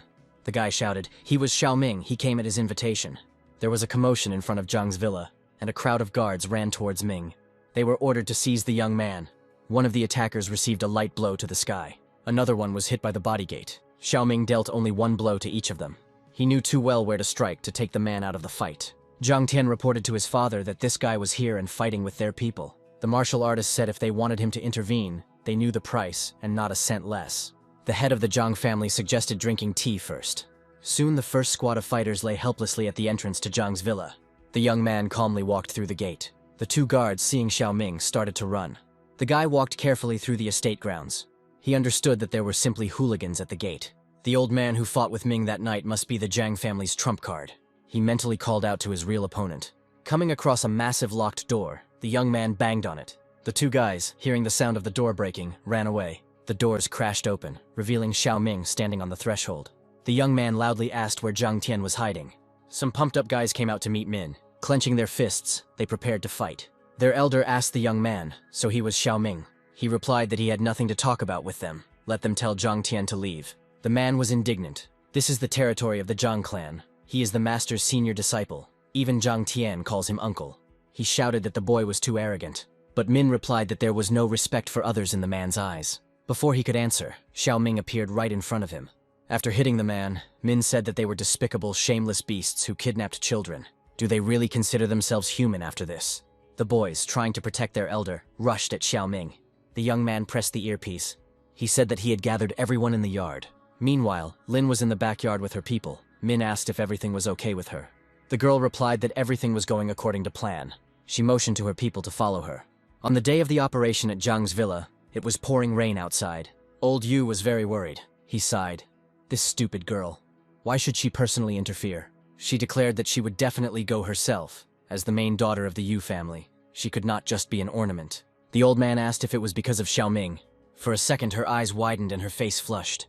Turning away, she told her grandfather that she didn't know what he was talking about. Chuanming reported to his father that his elder brother already knew about Lin, but he didn't say anything. Old man Yu asked his youngest son what he thought about this.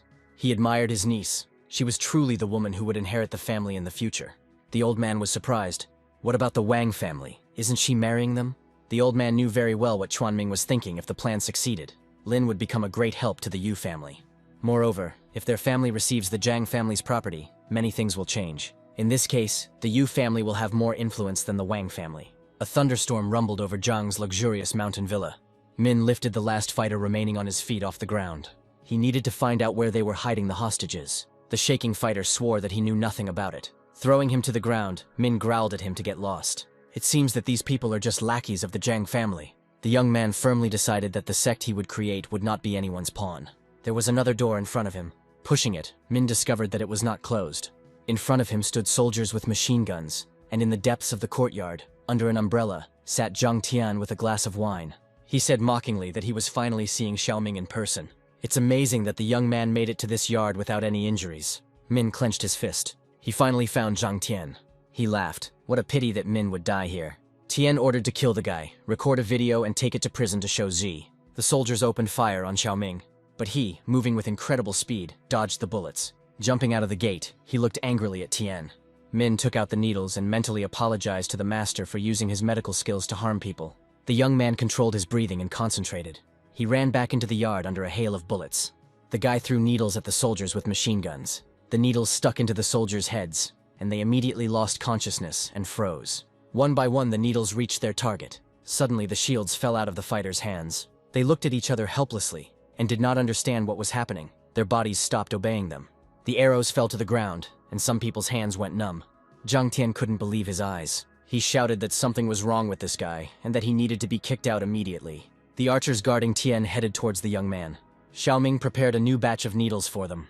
Zhang shouted that the guy had appeared again and demanded that the fighters shoot faster. Obeying the master's order, the soldiers opened fire. But Min had already managed to throw away the needles.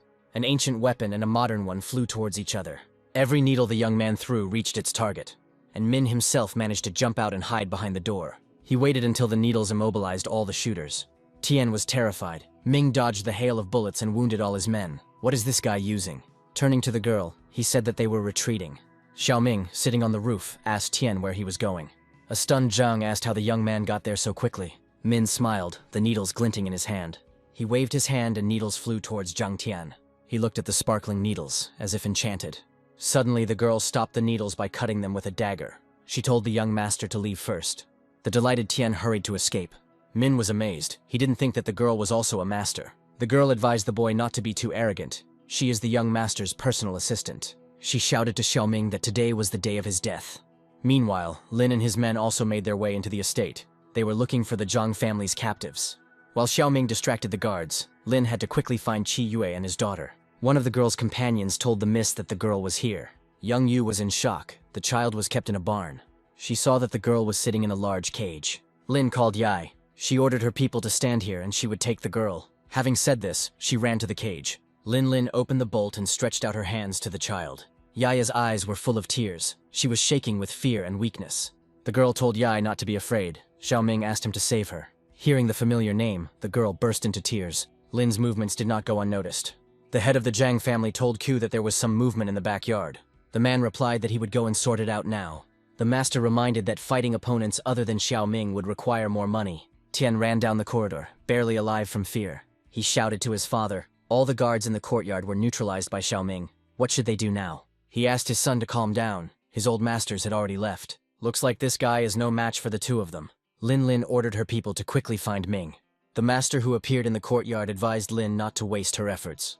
Bodyguard Yu Lin asked the man who he was. The martial artist smiled. With so many people, it would cost a lot of money. The Yu people asked the stranger again who he was. He frowned, his eyes bloodshot. Swinging his sword, he killed the Yu man closest to him. The master chuckled, the answer not worthy of knowing his name. Lin ordered to open fire and shoot him. but the strange man seemed to disappear into thin air. The girl asked in surprise where all her people were. An older man stood in front of her, smiling strangely. Suddenly he found himself behind her and asked if she seemed to be their leader. Yu Linlin turned towards the voice. Ji Hanshuang paced around her large and luxurious house. Stepping out onto the balcony, she silently looked into the rainy distance. Suddenly she heard the front door open and Yan came in. Ji turned around. She was glad that the girl had come. Yan asked if Hanshuang was expecting someone today. She lowered her head. Ming had angered the Zhang family when he saved her. Ji fell into their trap. She definitely needs to find an assistant for Mina. But Yan reassured her. Xiaoming's fighting skills were so good that nothing should happen to him. Hanshuang smiled. It really was so. But she blames herself for not being able to help him at least a little. They studied art in the mountains for only a short time, but all 7 worked hard. After Ji came down from the mountain, she also trained hard, so her skills are quite good. She suddenly remembered their group when they were very little. Ji followed the 7th master to practice Taoism and actually achieved some success. But she was hampered by her illness, which worsened with age. Because of this, she cannot practice Taoist arts. But this time, all the problems with the Zhang family happened because of her. The younger brother has to take all the responsibility upon himself. Yan exclaimed that Ji was bleeding. Hanshuang said that she had to take care of her brother since he had just come down from the mountain. Ji sobbed. What if something happened to him? Suddenly, Ji and Yan heard someone asking what to do if something happened to him. 6th sister Nan Ling stood in the doorway and looked reproachfully at Ji. Hanshuang was happy. Elder sister Nan was here. Nan asked what Ji was going to do now. The girl replied that she was obliged to apologize to the masters with her death. Nan Ling was taken aback by what Hanshuang was saying. They hadn't spoken for over 10 years, and no one expected that with such an illness, Ji would live to such an age. Yan asked in confusion who this girl was. Ji walked from the balcony back into the room. She admitted that what happened was her mistake. But Xiaoming was their younger brother, so did Nan really not care what happened to him? If Nan Ling didn't care, she wouldn't be here. But she didn't want Ji to come and ask her to help Ming. Unexpectedly, Hanshuang fell to her knees in front of her sister. Not a single muscle on Nan Ling's face moved. Qin Yan looked at her friend in confusion. Hanshuang begged Nan to help Xiaoming. No matter what she wanted to do to Ji later, she would not complain. Nan Ling remained silent. Suddenly she turned to dust and disappeared as quickly as she appeared. Hanshuang raised her head and looked around questioningly. When Nan appeared, she said that she would first return her younger brother, and then they would talk about Ji's situation. The 6th elder sister turned into a cloud and flew away. Yan smiled. Although this elder sister looked cold, she cared about Xiaoming. A stream of blood gushed out of Ji's mouth and she screamed in pain. Seeing that the girl was shaking, Yan solicitously said that she was bleeding. But Ji replied that she was fine. She was going to catch up with Nan. She wanted to do something else for her little brother. Several needles were sticking out of Tian's personal assistant's body. The girl couldn't move. She asked Mina to let her go. The young man replied that no one was holding her back, and in 3 hours the acupuncture points would open and she would be able to move. Xiaoming walked to another door. He realized that the time had come for the decisive battle. The boy mentally addressed Qi and Yai, telling them to wait for him. 2 martial arts masters were waiting for the young man in the courtyard. Zhao Hu smiled and they met again. Min asked where his friend was. He replied with a grin that they would meet soon. Qi rushed at the young man with lightning speed. The second man did the same. The guy methodically repelled the blows of experienced masters. Hu was surprised. He had expected a quick victory. Anger flashed in Ming's eyes. If Hu didn't want to talk, then he would beat him until he did. The unknown master screamed, "The stinking boy is looking for death." Xiaoming deflected another blow. The energy swirling in the courtyard was so strong that the floor began to crack. The techniques of the masters are insidious. Each one is designed to take life. These were the techniques of the great schools. Each blow had its own history. But this is precisely their flaw. Min decided to use illusions to deceive reality. Swinging his sword, the enemy shouted at Ming to go to hell. The young man struck back. Needles were pierced into the master's chest, he whispered. The young man uses insidious means. Blood gushed from the elderly fighter's mouth, and his body shook. Zhao Hu was surprised that yesterday the boy was hardly different from him. But today he could withstand their joint attack. Min replied that that night was just a battle, not a fight for life. Besides, if we talk about treachery, the 2 of them attacked him alone, so who is more treacherous? The second master told Hu to distract the boy while he unblocked the points. She rushed at the guy again.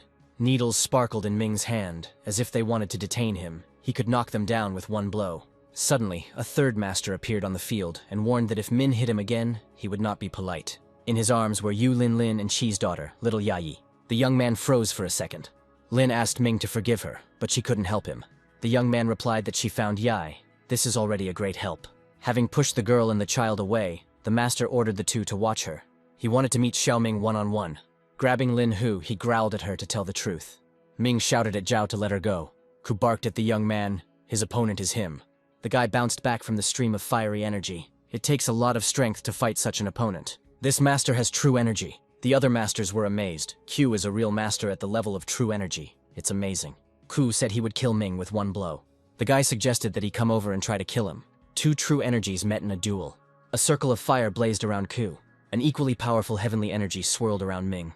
The masters opened their mouths. This boy is in the realm of true energy. Xiaoming's face suddenly became serious and mature. Q yelled that he wanted the boy to die. Two bright streams of energy rushed across the courtyard, periodically colliding.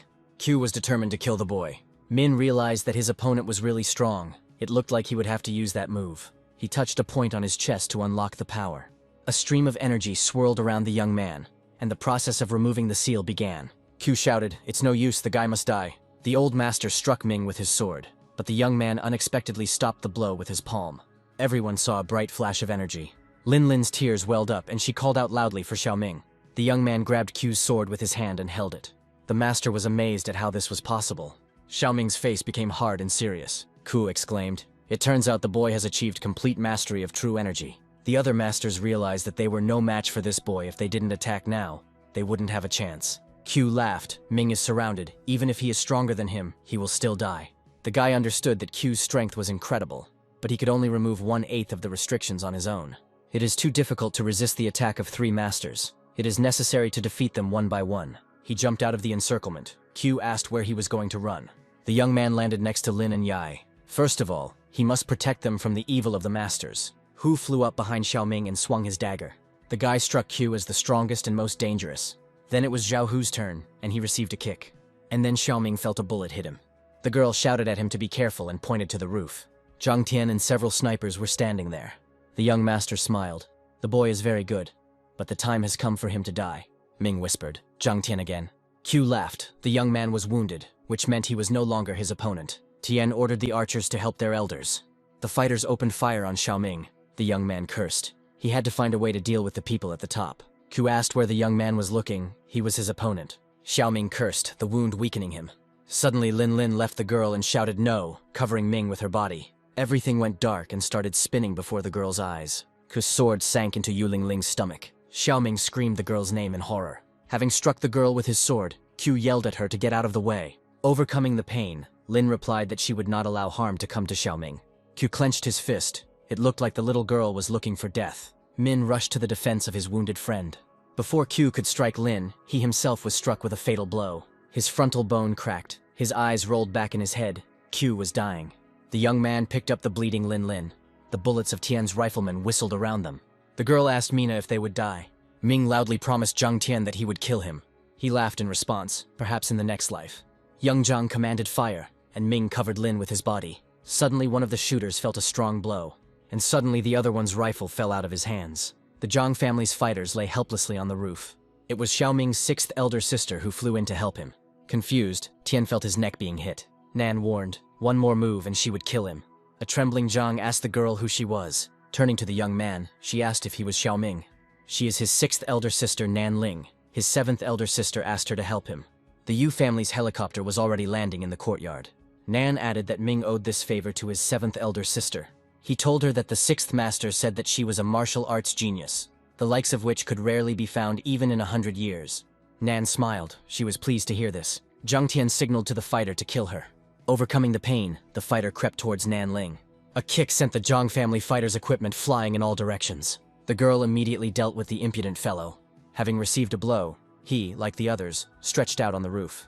Having knocked out several of the daredevil's teeth, Nan advised him not to joke with her. Xiaoming carefully put down the injured Lin. He asked with a smile why she was so stupid. The girl pointed to the child and said that Yaya was fine. The young man took her by the hand and forbade her to speak. He had to stop the bleeding. He touched several points near the wound. Min breathed a sigh of relief, fortunately. There were no serious injuries. The guy told Lin to rest, and he would take care of everything else. Xiaoming, blazing with anger, jumped onto the roof to Zhang Tian. First he kidnapped Qi Yue and his little sick daughter, and today he injured Yu Lin Lin.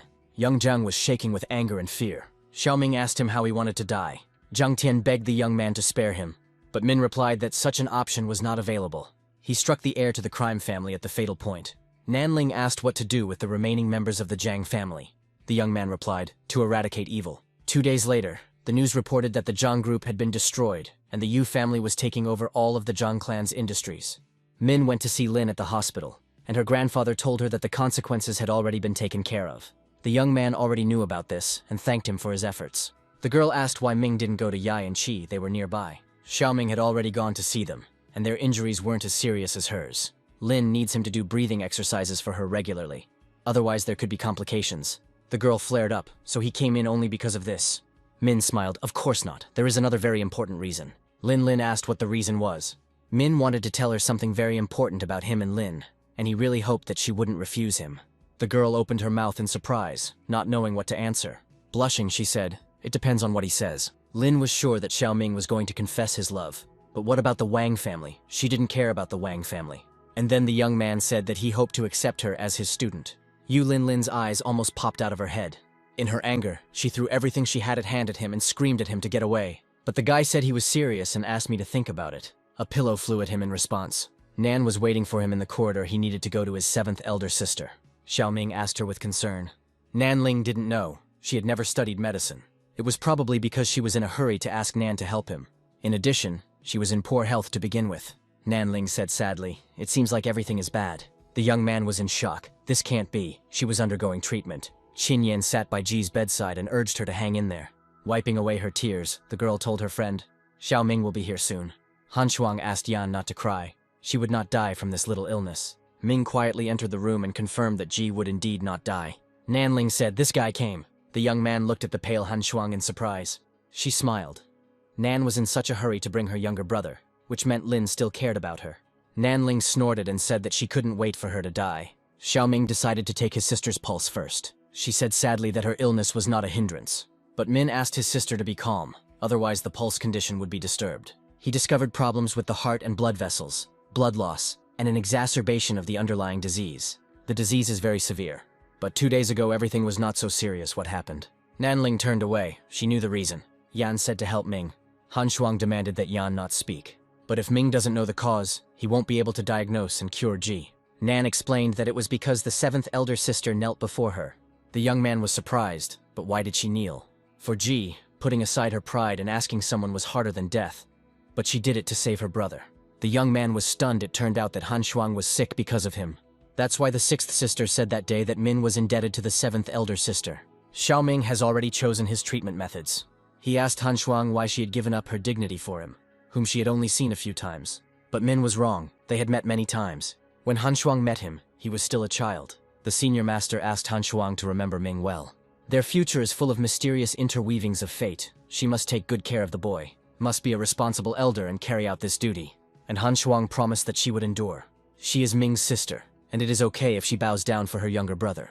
Xiaoming was shocked. He had never felt any sense of family except for his masters. But today he had this holy feeling. He felt like he had a sister. This feeling moved the young man to tears. Min asked the girls to leave and he would begin to treat Han Shuang. Yan wondered what kind of treatment this was that they should leave. Ming must balance the energy in Ji's body, restore emotional balance, and for this, he needs frank communication. Han Shuang asked what this meant.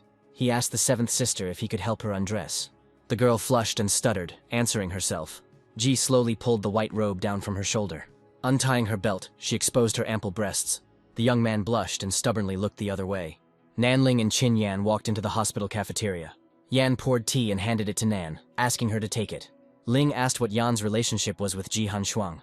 The girl explained that Xiaoming entrusted her with treating her sister. Nan was surprised that Yan really had solar physiology, she replied. "I think it's called Ruyan physiology." Lin had been looking for such a person for over 10 years, but her younger brother managed to find one in less than a month. Over the past 5 years, Lin has made no progress in improving her martial arts, becoming stuck in true energy. Maybe her younger brother will change her destiny. Suddenly the girls heard Han Shuang scream. Nanling looked questioningly towards the ward. Yan's mouth opened slightly in dismay. They ran into the room and asked what was going on. Xiaoming was indignant at what they were doing here and asked them to leave. The girls blushed, and needles were sticking out of Ji's naked body. Having apologized, they instantly disappeared. Han Shuang apologized. She was hurt, and there was nothing she could do about it. Min reassured her. Even the masters would scream from the pain at this acupuncture point. The young man wanted to ask Ji something. Why would Nan force her to kneel and beg her? Han Shuang sighed. It's a long story. Nanling was a martial arts genius, just like Ming. But after entering the true Qi realm, She didn't make any breakthroughs for a long time. They were together at the time. Ji saw how much pain Lin was in and wanted to help her. The technique passed down by the 7th master can improve the collection of ki in the dantian. Ji wanted to use this method to help. She performed the procedure. But perhaps the problem was that Ji was inexperienced and overconfident. Not only did she fail, but she even distorted Nan's dantian. As a result, she made no progress in martial arts for several years. Ji hurt 6th elder sister and she is very sorry. Min knew this technique. It shouldn't have had such consequences. Han Shuang assumed it was related to her illness. No, it could only affect Ji. Something is wrong here. He asked Han Shuang to lie still while he looked at Nan Ling. There may be a way to reverse this. Jai was very happy. Could it really be true? Ming left the room. Qin Yan asked with concern if everything was okay. The young man said that Ji needed to rest now and asked Nan if he could check her pulse. Nan Ling wondered why this was necessary. Xiaoming knows about her case and wants to see if he can help her recover. The girl looked at her younger brother with hope. But her dantian has been distorted for several years, and even the masters don't know what to do. Yan didn't understand what they were even talking about. The young man touched his 6th eldest sister's hand with his fingers. It seems that when Ming came down from the mountain, the 7 masters were waiting for him to solve the elder sister's problems. Ming was amazed that Nan had such pure Taoist spiritual power, much hotter than the one that was introduced into Ming's body by Frost. The guy concentrated. He saw the wide, powerful streams of Nanling energy, and suddenly on the way he saw a monster. Nan screamed and clutched her chest. Yan asked if everything was okay. Xiaoming understood, so that's what it was. The girl asked her younger brother what was happening, why she had just felt a sharp pain in her dantian. He replied that perhaps Nan was wrong in blaming the 7th sister. It was not she who caused damage to her dantian, which is why she has been unable to practice in recent years. Nanling asked, so what is the reason? It turns out that someone cast a spell on her, and it happened when she opened her dantian to let Ji help her. Nan didn't understand who did this to her. Ming didn't know it, but he felt that the spell was very powerful. But over the years it had taken root in her dantian. Nan was stunned by how it took root. The young man added that in 2 years at most, it would completely absorb Nanling's development. And by that time she will become a completely useless person. Yan was indignant, who was so evil. Xiaoming guessed that perhaps they were the master's enemies. They once dominated the world, and those who receive the title of saint will naturally have envious people. The masters warned him about this, so opening the 7 Saints sect is a difficult and dangerous path. Ning remarked that if this was true, then these guys would kill them to take revenge on the masters. However, even this spell can be overcome with medication. Min sighed. If he could unlock the seals, he would help the 6th sister right away. Nan was happy. It meant there was a way out. She asked what medicines were needed. These drugs are rare and required. At that moment, Han Shuang ran out of the room and asked to be taken to the company immediately. Xiaoming shouted that she couldn't move now. Ji said that someone is causing problems in her company. They want to destroy HSL while she is away. The guy frowned and asked the administrator who was in charge here. He shouted that HSL had borrowed 20 million from them, and it was time to pay them back. The girl babbled that she didn't know about it, but she could contact the company's finance department. The guy said that they weren't giving them the money, and ordered the guys to start the destruction. The glass, broken by bats, rang out. The tough guys were diligently smashing the HSL office. Ji Hanshuang shouted for them to stop. The guy smiled. Mrs. Ji dared to come here. He ordered his companions to beat Han Shuang as hard as they could. Ji demanded that they stop the outrage. Min said there was no need to talk to them anymore and asked permission to sort things out. Without further ado, Min began to beat up the hooligans. He quickly and methodically knocked out the uninvited guests. Before they had time to come to their senses, everyone was immobilized. Minu felt their blows were familiar, even though they were weak. The chief told Ming that the bodyguard was very good in fighting, so he would fight him himself. If Min wins, consider the case closed. Xiaoming asked the guy if he was sure about this. He replied that if the bodyguard lost, their debt would double. The pogromist was considered a student of the #1 martial arts school in Jiangzhou. Min asked how the guy wanted to fight. Instead of answering, he tried to attack the acupuncture points. But this guy is too slow for a sneak attack. Min punched the boastful brute in the nose. The braggart shook in surprise and tears gushed from his eyes. He screamed, now he will call his master and it will be the end of them all. Xiaoming asked, so he even has a master? His master is the owner of the best martial arts hall in Jiangzhou. Having dialed the number, the guy shouted to the master that they wanted to kill him and begged him to help. Nanling briefly replied on the phone that she understood everything. She stopped talking and walked forward. The girl told Han Shuang that she had something to do and that she had to leave. Seeing Nanling, the boy was stunned and asked the master why she was here. Min opened his mouth. Could it be that the 6th sister was this bully's master? Nan sternly asked Xiao Yu why he was here. Shouldn't he be working out in the gym today? The guy muttered, saying he just went out to earn a living. Nanling asked if he even knew whose company he had destroyed. Mrs. Ji was her younger sister. The guy was struck by this news like lightning. One day, Nan saved his life. and he decided to repay her by attacking her younger sister. Xiao Yu swore he didn't know about it. They were asked to come by the president of YQ Company. Nan Lin said it's almost the same. The girl apologized to her brother and sister on behalf of the student. Xiao Yu was at a loss, but this young man was the master's younger brother. He just attacked the master's family. Now it's all over. Han Shuang replied, YQ has always aimed to destroy them. Ji had already taken action, and such a stunt was expected. It's time to address this issue head-on. Xiaoming asked Nan if these people were really her disciples. She smiled, yes. After coming down from the mountain, she opened a small martial arts hall. After returning to the hall, Nan promised to take care of the pogromists. Xiaoming asked if he could visit the Six Sisters Hall. Han Shuang also expressed her desire to visit Nanling Hall. Seeing such enthusiasm, she agreed that they all go together. The master ordered the guys to return to the hall as well. At the YQ headquarters, the president angrily asked why nothing had worked out.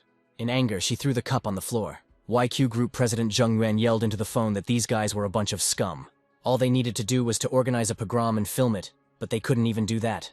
Not only that, they also told Ji that YQ had bribed them. The president shouted at the guy that it was all his fault. But he laughed. No need to worry, he has a great idea.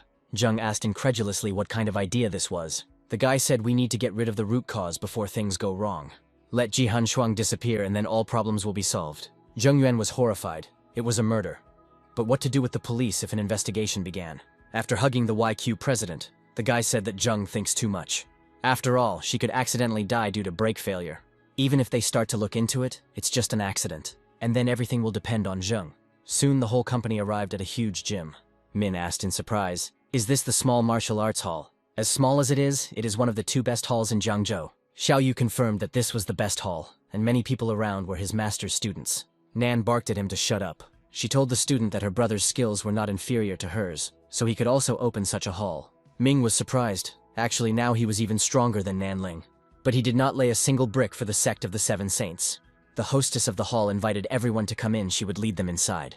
In front of the guests was a huge 2-story hall full of students. One of the guys saw that the master had returned. Everyone immediately stopped and politely greeted the master. Nanling greeted the students in return. Yan exclaimed, "Nan is so majestic. She has so many disciples." Ming snorted, "He will have some too." Suddenly, someone broke down the door of the hall with a blow and shouted, Nanling had finally returned. The man screamed that she had robbed his business, and that he would beat her to death in this room. Min asked who was coming, and immediately breaking down someone else's gate. The strange guest shouted at Min to leave. He had no right to talk to him. Cheng Zhengye declared that he would seize this hall today. Nan asked Cheng when she stole his livelihood. The man growled. All the students in the area used to attend his gym, but now they all come here, and she still laughs at him. Xiao Yu objected. Cheng just wants to make money, not teach. Cheng hit the guy, asking who he was to yell at him. The blow turned part of the student's face blue. Cheng asked Nan why she didn't say anything, or why she didn't dare fight with him. If she does not dare to fight, then she must leave this territory. All these Chinese martial arts are nothing more than outdated dances. Now is the time of Taekwondo. Nan was perplexed at how he dared to mock people. Cheng knew that he and Nanling were equal in ability, but he invited his teacher from South Korea, Park In-hee, to defeat Nan. When they tie, his teacher will intervene. The martial arts hall hostess stepped forward. Since Cheng wants to fight, she will beat up an upstart like him. But Xiaoming asked why his elder sister needed to intervene personally. Nan asked the younger man if he could handle it. This man was a 6th Dan black belt. Min smiled. She said it herself. He's just an upstart. This man's expressions are too harsh. It must be a trap. In which case Min will take it upon himself. Cheng called Xiaoming a pathetic dog and told him to get lost. The young man said that he was Nan's younger brother, and that he was enough to defeat Cheng. Or Cheng is afraid that he won't be able to win. Then why is he provoking Nan? Cheng growled that the boy wanted to die. He's going to rip his head off now. The young man asked everyone to move back. Yan giggled. Ming already decided that he was going to kick the enemy. Xiaoming replied, "It is necessary." Cheng roared, "This stinking kid is even making fun of me. Didn't his master teach him to look around during martial arts competitions?" Cheng's disciples whispered, "This is the master's fatal blow." By concentrating his power in his legs, he caused the air to distort. But Xiaoming calmly stopped the famous fatal blow. Min smiled. His master really didn't teach him this. After all, you don't need to be so diligent to cope with a chicken. The young man looked at the arrogant Chen with disdain. Xiaoming smiled. Now it was his turn to strike. The taekwondo player gritted his teeth. He was afraid of this boy. The young man kicked his opponent in the chest, throwing him into the air. Cheng flew back and hit the wall with a crash. Yan exclaimed, "Ming keeps his word. He promised to kick and kicked." Cheng's disciples rushed to the master, asking if he was okay. He yelled at them to get away from him. Such a trick couldn't harm him. Having gathered his strength, Cheng stood up. It seemed like the boy had broken 2 of his bones, but so many people were watching. He cannot lose face, otherwise the reputation of his hall will be completely ruined. Ming admired Chung. He seemed to be resistant to the blow. The taekwondo practitioner barked that he would blow the arrogant boy's brains out. The young man promised to give him a chance, promising to use only one hand. Chen's eyes filled with blood. The boy was mocking him. He rushed into the attack again. The taekwondo master yelled that he would kill the young man. Min waited with a smile for the enemy to approach. Although Chung's strength has reached the level of true ki, it is not perfect. The young man was sure that one hand was enough for such an enemy. Chung laughed to himself. What a fool this kid was to collide with his leg with his hand. Chung was a 6th Dan. He was tempered by thousands of blows. And suddenly the taekwondo master felt that the bone in his leg had broken. He howled in pain. His whole body shook. He screamed, his leg, how painful. Chung's disciples looked at the master in confusion. The young man defeated him with one hand. Perhaps taekwondo is not very good. Xiaoming asked 6th elder sister if she wanted to see the guests off. Nanling ordered the disciples to expel Chung. Xiao Yu was happy. Now he could pay for the blow.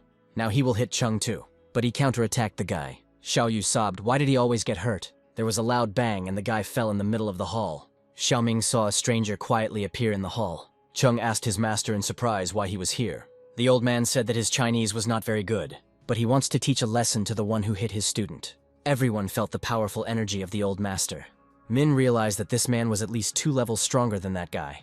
Nanling asked Ming to move out of the way. This old man came for her. He is the founder of Taekwondo in Korea. It is strange that he came to China. The old man asked Nan if she knew him. Taekwondo is stronger than Chinese martial arts. He promised that those who became his disciples would not be killed, and advised them not to die in vain. Chen said he had only been practicing Taekwondo for 3 years, but he already had such strength. Nan's disciples became worried they were not making such progress. But Chung kept quiet about the fact that all of the old man's students were taking illegal drugs. Nanling said, stop talking nonsense. The old man came for her. The rest have nothing to do with it. Min turned to his sister, and the master said a few words to him before he descended the mountain. They explained the meaning of the founding of the Seven Saints sect. This is the popularization of national martial arts, and also the development of traditional Chinese medicine. The sect will allow Chinese martial arts to rise to the top of the world again. Since there are those who look down on Chinese martial arts, we need to show them our strength. Min asked the old man's name, saying that he never fought with nameless people. The master introduced himself. He was Park Chung-hee, and today the boy would die. The young man suggested that the old man attack. Nan's students decided that if the master's brother lost, they would study Taekwondo. The old man screamed for Min to die. An energy trail flashed from Pak's attack. The guy calmly entered the fight. He understood the seriousness of the enemy. The old man's eyes flashed with hatred. The 2 energies clashed until the forces were equal. The old master actively attacked Xiaoming. He struck him with blow after blow with his feet, accompanying the attacks with shouts. Min understood. The old man noticed his 8 tigers style. He suppresses him, provokes him. This Pak really has experience. Nan also noticed that the old man was suppressing his younger brother. Yan exclaimed innocently, Xiaoming is in danger. Nan said that if Ming found a weak spot, he could render the enemy powerless. The old man realized that this guy was very strong. He had to use a lethal technique. He couldn't drag it out. Pak decided to use the deadly technique Exodus of Life. But the young man managed to block the blow. The old master dealt blow after blow. He chuckled. Let's see how long the kid can hold out. But despite the danger, Min laughed. Pak frowned. Why was he laughing? Shouldn't he be scared? Now Xiaoming went on the attack. He hit Pak 8 times. The old man felt that this was not good. Then came a blow to the chest, an 8-fold peak. All that's left is to knock out the Taekwondo master in style. The old man screamed. It was all over. The last blow sent Pak flying and crashing into the wall of the hall. Chung cried out in despair to the master, asking how this could happen. Xiaoming sighed. Fortunately, the old man underestimated the enemy. If he changed his attack, it would be troublesome. The disciples rejoiced. The master's brother was as strong as expected of him. The guys were talking to each other. He was so young, but he won easily. The Taekwondo practitioners wondered if they should practice this, as the master had actually lost to the boy. Chung was shocked. Even the master lost. How can he compete with Nanling now? And suddenly Min noticed that old man Pak had stood up again. He said he could still fight. The old master's face was distorted with anger. He yelled at Ming that he had not won. The young man warned that if Pak continued after the blow to the heart, he would become disabled. But the old man only laughed in response. He took out 2 test tubes. His art is based on this secret medicine. Pak drank the contents of 2 test tubes. Chung was stunned. Didn't the master say that you can only take 1 a month? Otherwise the blood vessels will burst? Xiaoming asked Pak if he had taken a stimulant. The old man laughed. You can't compare such things with his secret medicine. Suddenly Pak's body changed. He turned into a strong man and screamed, "This is his strength."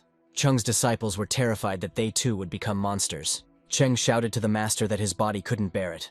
After hitting the student, Pak barked at him to shut up. The old man turned around and moved towards Xiaoming. Nan suggested that Min fight together. Pak took the medicine. One guy can't cope with him. Min agreed. The old man was not being honest, so there was no need for them to be polite to him either. The young man shouted to his older sister not to fall behind. Swollen from the medicine, Pak roared for them to die. In response, the guy stabbed him in the heart. The taekwondo master laughed. They won't be able to withstand his blow. Nanling told her brother that she would attack the left side and he would attack the right. Having agreed, they ran towards the enemy. The brother and sister attacked Pak at the same time. He yelled again that he would finish them all off. Nanling jumped up and hovered above the angry old man. Nan and Ming looked at each other. The girl started first. The guy silently nodded his head in agreement. He understood everything. The sixth elder sister struck her enemy in the fleshy neck. With a cry, Pak lurched forward, just as Min struck him. The taekwondo master's steroid-fueled body shook. As he fell, he cursed and again promised to kill them. Having gathered his strength, Pa rose again. Nan and Ming rushed to the attack. The young man hit the painful acupuncture point. Nanling, for her part, also added a blow. They beat the enemy while he could still stand on his feet thanks to a powerful stimulant. Suddenly, the famous Korean master's eyes rolled back. His body began to weaken, and he fell to his knees in the middle of the hall. Soon, Park Chung-hee lay down on the floor and stopped moving. Xiaoming told sixth elder sister that it was a good fight. Xiaoyu rushed towards them, shouting how cool they were. This was real justice. The guy noticed that Min was so strong despite his young age. Did he have any tricks? Xiaoming smiled. They all probably want to know this.